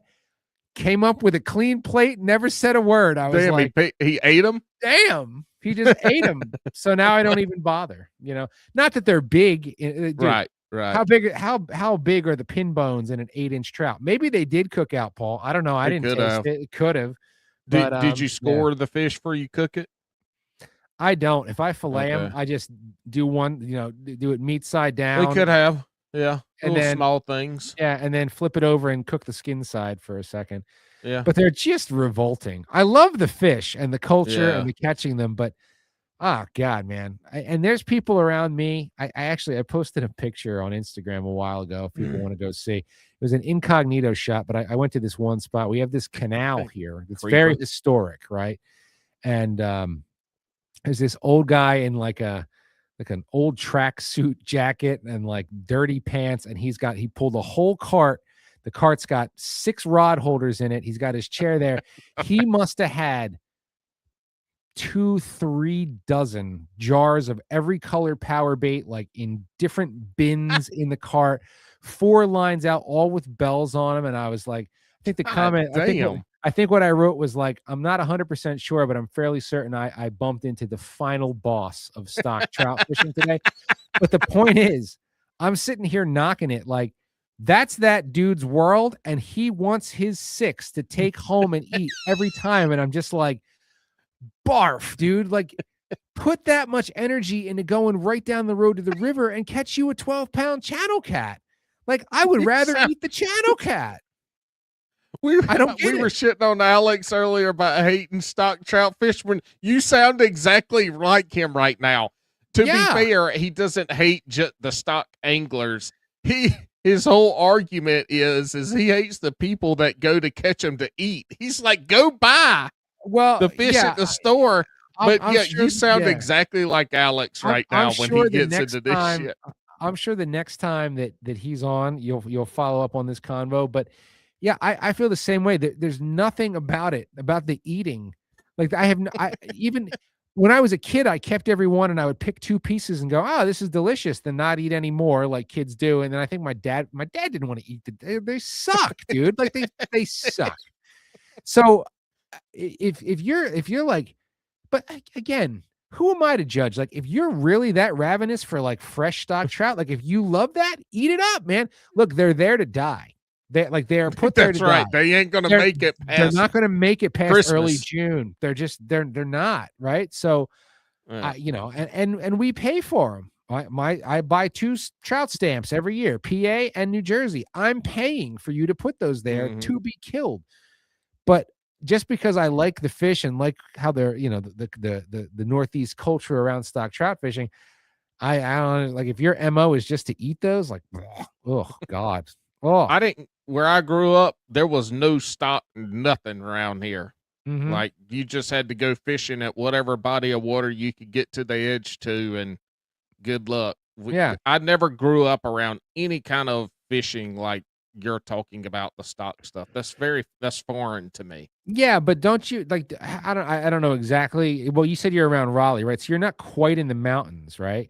No, yeah, I'm a ways from the mountains. Yeah, because I mean, there's a lot of great wild brook trout fishing in North Carolina. Like for sure. Every so Labor Day weekend, my family, we go up with another family to the mountains, and there's I don't know exactly what, but like it's either the end or beginning of some fishing. So there's still a good many people out there fishing the streams. Yeah, but I was gonna say, I've had people say like, oh, have you ever had a wild brook trout cooked over a fire with a sprinkle of salt, pepper, and lemon? And I'm like, yeah, I have, and that fucking sucked too. Like, I don't like, I don't care if it's a stock trout, extra bad. A wild trout doesn't do it for me either. In fairness, neither does salmon really. Like, I just caught a monster king salmon up in Niagara, and which is kind of cool because I'm not really a salmon guy. Like, I don't go out of my way to catch salmon. But in the fall, right, that's the big time of year to go do it, when everybody gets salmon crazy. Well, they're coming up these rivers to spawn. They're literally rotting from the inside out. They're dying. If you get a run in the spring, They are as bright silver. I mean, they're not dying. They're out there feeding like stripers or tuna. It's wild. It's really cool. And I kept one a couple years ago, and I got all excited about it until we filleted it, and I'm like, the meat is as white as a paper towel, like because of their environment in Lake Ontario. Like they're not the beautiful pink orange like what you get in Alaska. And I was like, it tastes the same though. It tasted fine, but I didn't think it was outstanding. But this year, I caught one. It was a nice fish, and they jump so much. I hooked it on a heavy metal jig, and at some point, it must have jumped and rolled, and it pulled it out of its mouth, and the hook caught it under the chin.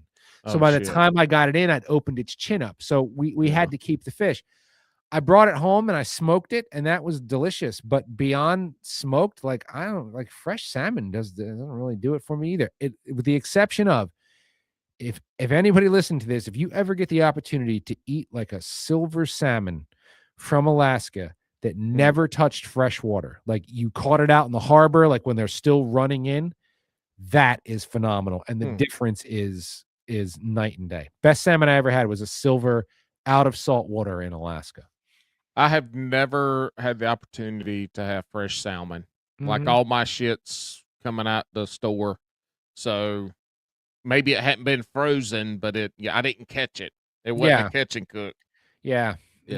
But again, some people like there were dudes on that trip. They were taking home 70 pounds of salmon, and good for you, man. If you love to eat it, go for it. Salmonids in general, I just don't find. I grew up coastal, dude. Give me a piece of flounder, give me a black sea bass, like especially over a stock trout. Kick his ass, sea bass. Kick his ass, sea bass. That was Cam Neely, right, from the Boston Bruins. Yeah, I'm pretty sure that the guy who played sea bass was Cam Neely, the hockey player. What a great fucking movie, wasn't it? Jim Carrey's best movie, though, was Me, Myself, and Irene. That was good. Yeah, that was good. Him playing both characters simultaneously was just a work of art. I was a big fan of the Cable Guy. See, that was my least favorite. Really?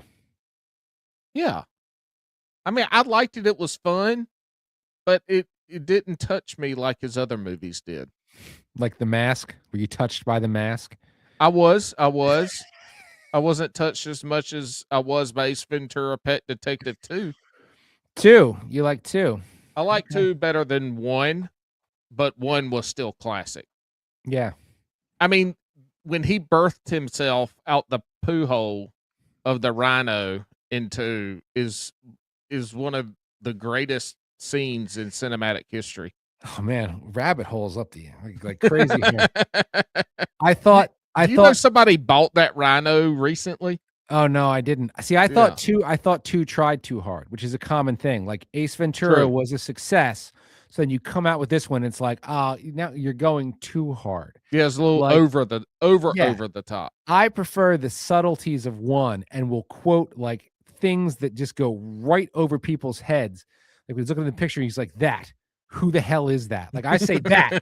Who the hell is that all the time? And very rarely is somebody like, are you doing Ace Ventura right now? And I'm like, yeah. I'm looking for a stone from an 84 championship ring, Big gulps, huh? Well, see you later. That was genius comedy. Like getting shit out of a rhino's ass. Like I'm like, we're trying too hard. The lore is those guys with the big gulps weren't even in the movie. They were just standing out there watching. That's the lore. But you can't believe a fucking thing. No, you can't. On the internet nowadays with lore. But I heard the same thing. That was but that's old lore though. That's like pre-Facebook lore. Yeah. So it could be true. Yeah, I love those. I love those. When he was in the mental institute and he was dressed in the tutu, and he played the football thing where he on the bench. Man, it was so good, so awesome. Yeah. Finkel, Einhorn, Finkel. What's the connection? Why? Einhorn is Finkel. Oh my God. Einhorn is Finkel. Yeah. Finkel is Einhorn. I think your Einhorn's a man. Hey, Ace, you got any more of that gum? Mind your own damn business, Dan. That was when they were in his car and Ace was they were chewing the big old thing of gum, and he was trying to get Dan to the game. Yep. Isotoners. Yeah, fucking buddy. Great. Yep. Wow. Good times. I knew it would be. It Yeah. always is, my friend. Yeah, you did a great job co-hosting. Thank you Thank for you. saving the day. Thank you. Otherwise, it would have been another legacy episode Yeah. that Alex forgot to release. Except that we didn't. I had a whole list of notes here, things I wanted to talk about. We didn't get to any of them. I've got all night, man. Let's No, go. I've I'm just- recorded a mini 3-hour podcast. I'm just kidding. I have no notes. There's no Okay. notes. Yeah. All right. Well, I was going to say I could keep going, man. I got half a gummy over here. I'll go ahead and eat it. No, Have a good time. I finished my beer. I'm good. Yeah, I know. I thought you were going to We go got get to a save some second one. ammo for the next time. You know what I'm saying? Like I know. We got to get next time make we'll do sure all the Alex Adam is in Sandler stuff. movies. You know. Oh, yeah, we can do that. Mhm. Oh, we can talk about Bigfoot movies. Are there that many of them besides Harry and the Hendersons? Oh man, you've got shit, motherfucker. We watched one on our Patreon, or did we watch it? Yeah, there's one. So the guy that fuck. Yes, there's a Bigfoot movie. The guy who was in Superbad, the main character, the Okay. blind kid. Yeah. They are big feet living their life. There's no talking in the movie. It's just grunting.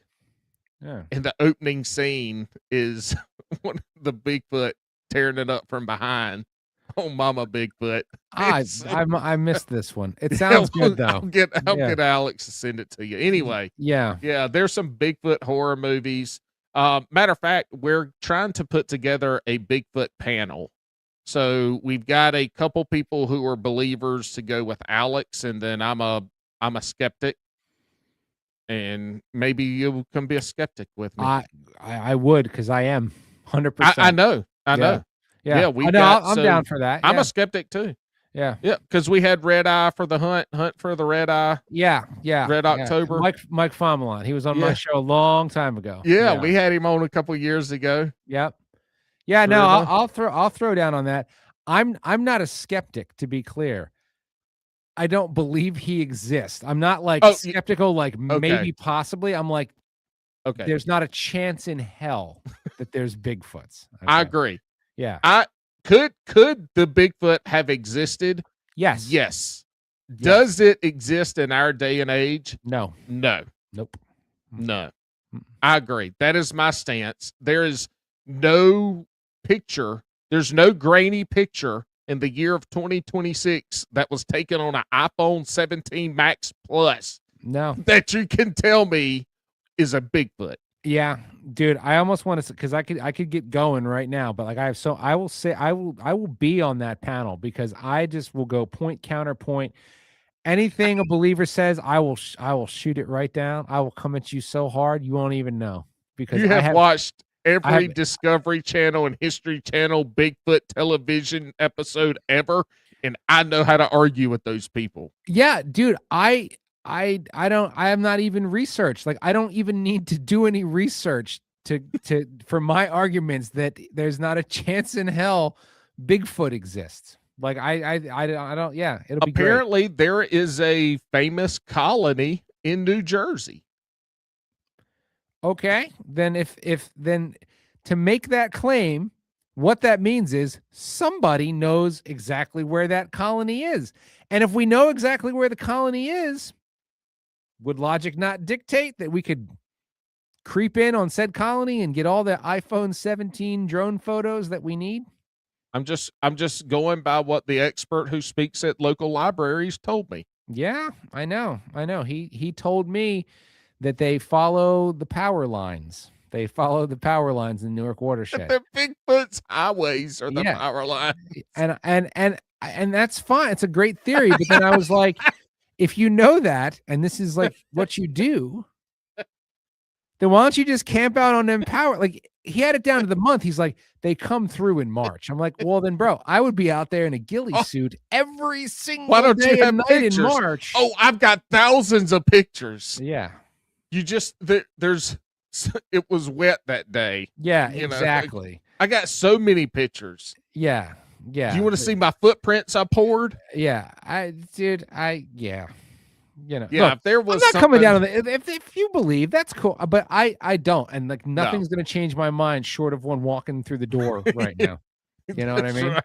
Yeah, I'm Yeah. not sure I'd take a dead body at this point. It needs to be still breathing. Yes, I need to exactly. tug on its wiener to see if it comes off or not. Hey now, okay, yeah, yeah, and then we'll preserve it and make a bottle opener out of it or something. Yeah, Yeah, well, that'll be our lure. That'll be yeah, our Bass and Brews lure. We'll exactly. pour Well, you pour count a me in. mold. You count me in for that, brother. Yeah, Okay, you're early investor. yeah, I'm an early investor. Yeah, Yeah. yeah. We didn't even Ethereum, talk. here we come. I meant to talk boiled peanuts with you too. We'll save that for Oh, next time.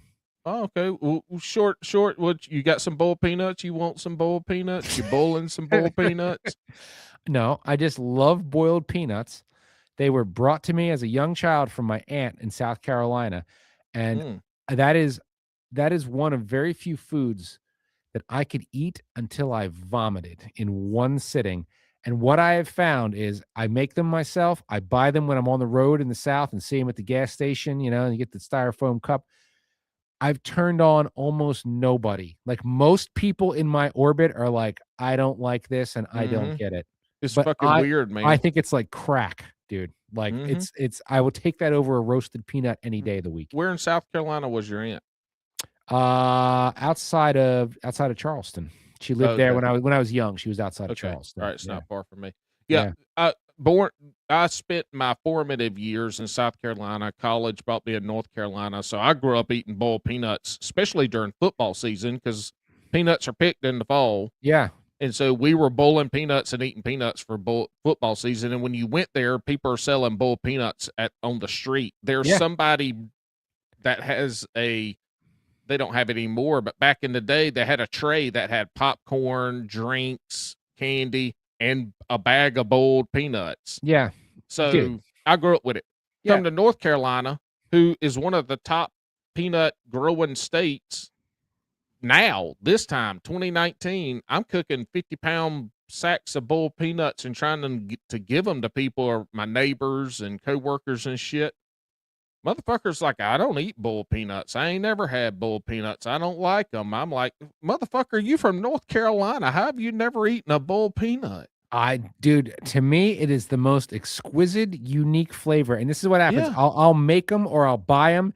And like everybody will want to try one. I'll be like, let me try one. And they'll be like, that's pretty good. And then like they're done. And I will mow them down. I cook 50 to 100-pound a year. Mm-hmm. I probably got 30 pounds in the freezer right now.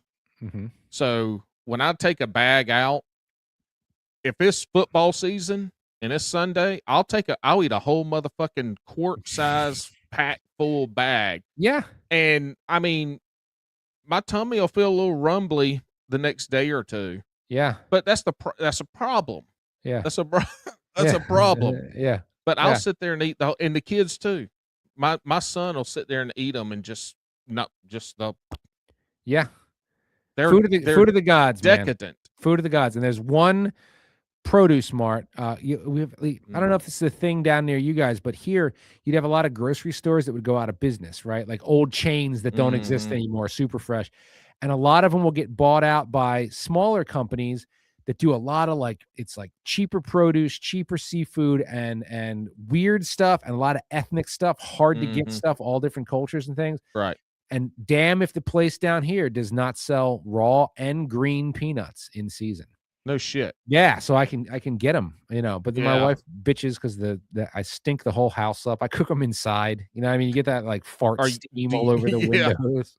Yeah, the green peanuts give out an earthy aroma that resembles when the toilet backs up. Yes. Smell.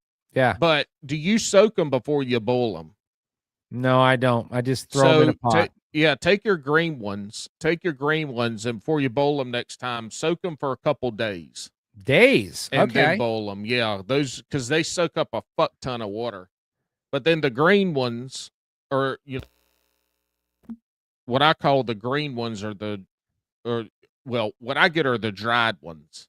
Yeah, and so that's what they mark them as raw peanuts. They look like a roasted peanut, but they label them as raw. Well, so you can get raw peanuts that aren't dried, and then you can get dried peanuts and vernacular. Like when somebody says they're getting green peanuts, I always think that they're getting like fresh raw peanuts. Yeah, and I can get those too, like So, right out of the dirt, right, like yeah. kind of soft. Those are the Oh, yeah. ones that you can soak the dried ones. The dried ones, I soak the dried ones sometimes overnight, sometimes I don't. Yeah, But it shortens the cook time got it.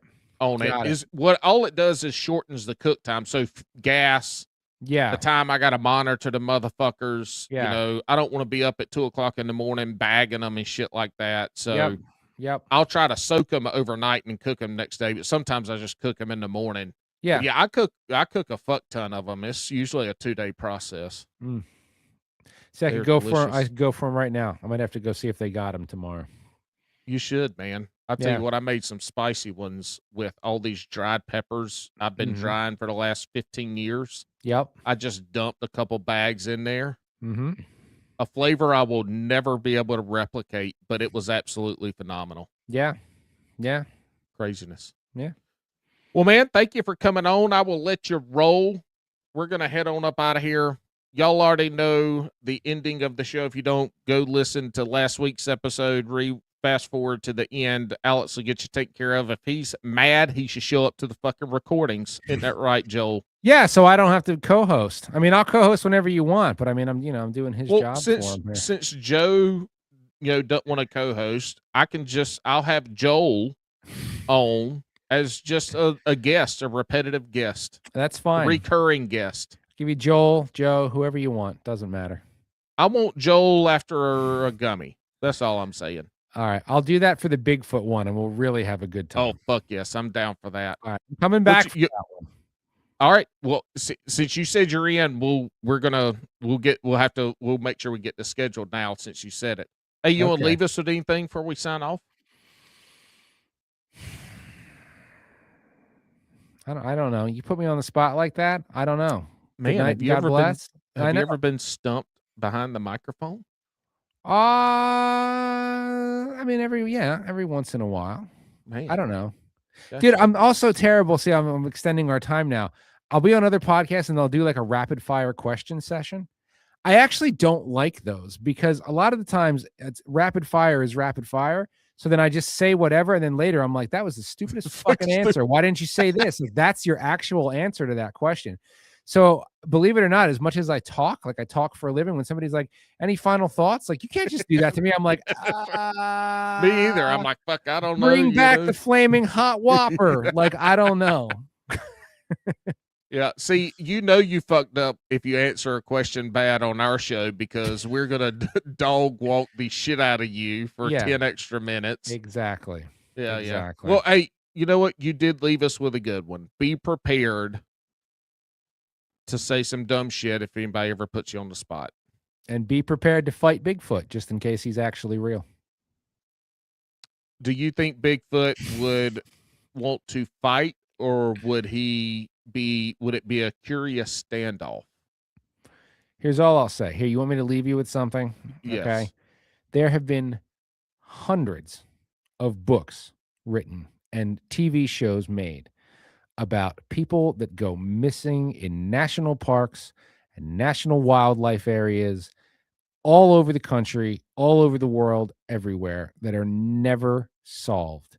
Now, if people believe in Bigfoot, if you believe he's out there, you telling me that ain't none of them disappearances related?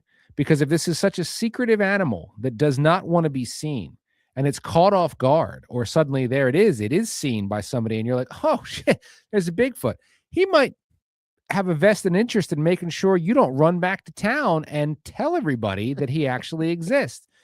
And he's going to be huge and tall and very strong and very capable. That was my question to Mike Fomalont. I'm like, dude, what if you find what you're looking for one day? Like, you're just out there doing your Bigfoot thing, and all of a sudden he's just standing in front of you and just picks you up and rips your body in half and throws you in two different directions. Have you ever considered that? And he was like, no. There's no evidence that Bigfoots are violent. I'm like, so what about all the people that disappear in parks? Why are they throwing fucking rocks and sticks at people? Yeah, then? it's pretty violent. You know what I mean? So you anyway, know what? His dream's going to happen. He's going to end up like fucking Grizzly Man. He's going to get his ass ate, and whoever the fuck else he got out there going to get ate with him. Grizzlies were real nice until that one time when they weren't. Yeah. You asked him a valid question. You know, what if you run? I wasn't being a dick. That's Right, is that right. not a valid question? Like, how do you know if you find him, he won't kill you? You know what I asked him? What? What's Bigfoot style? he didn't know what I meant. Alex did right away. He didn't know what I meant. I was like, you know what? You got doggy style and missionary style. Like, is there anything Bigfoot style? That was the question that I asked him. You ask him if your dream happens and you run into a Bigfoot. I'm like, how do they fuck? Did they have a style? And what was the answer? We got to wrap this up. What was the answer? I don't fucking remember. He tried to dodge the shit out of it. He wasn't prepared for that. That's a great question. That's the one question nobody in the Bigfoot world has ever asked. Okay. I love it. I've never heard anybody explain it, at least. Yeah, well, left to imagination. Thank you for being on Bass and Bruce, where we ask all the really hard questions about Bigfoot. Anytime, bro. All right, Joe. Thanks, buddy. Hang on. Y'all, we appreciate you listening. Brewskis, take care. Have a good one. We'll holla at you on the next one. Hey-o.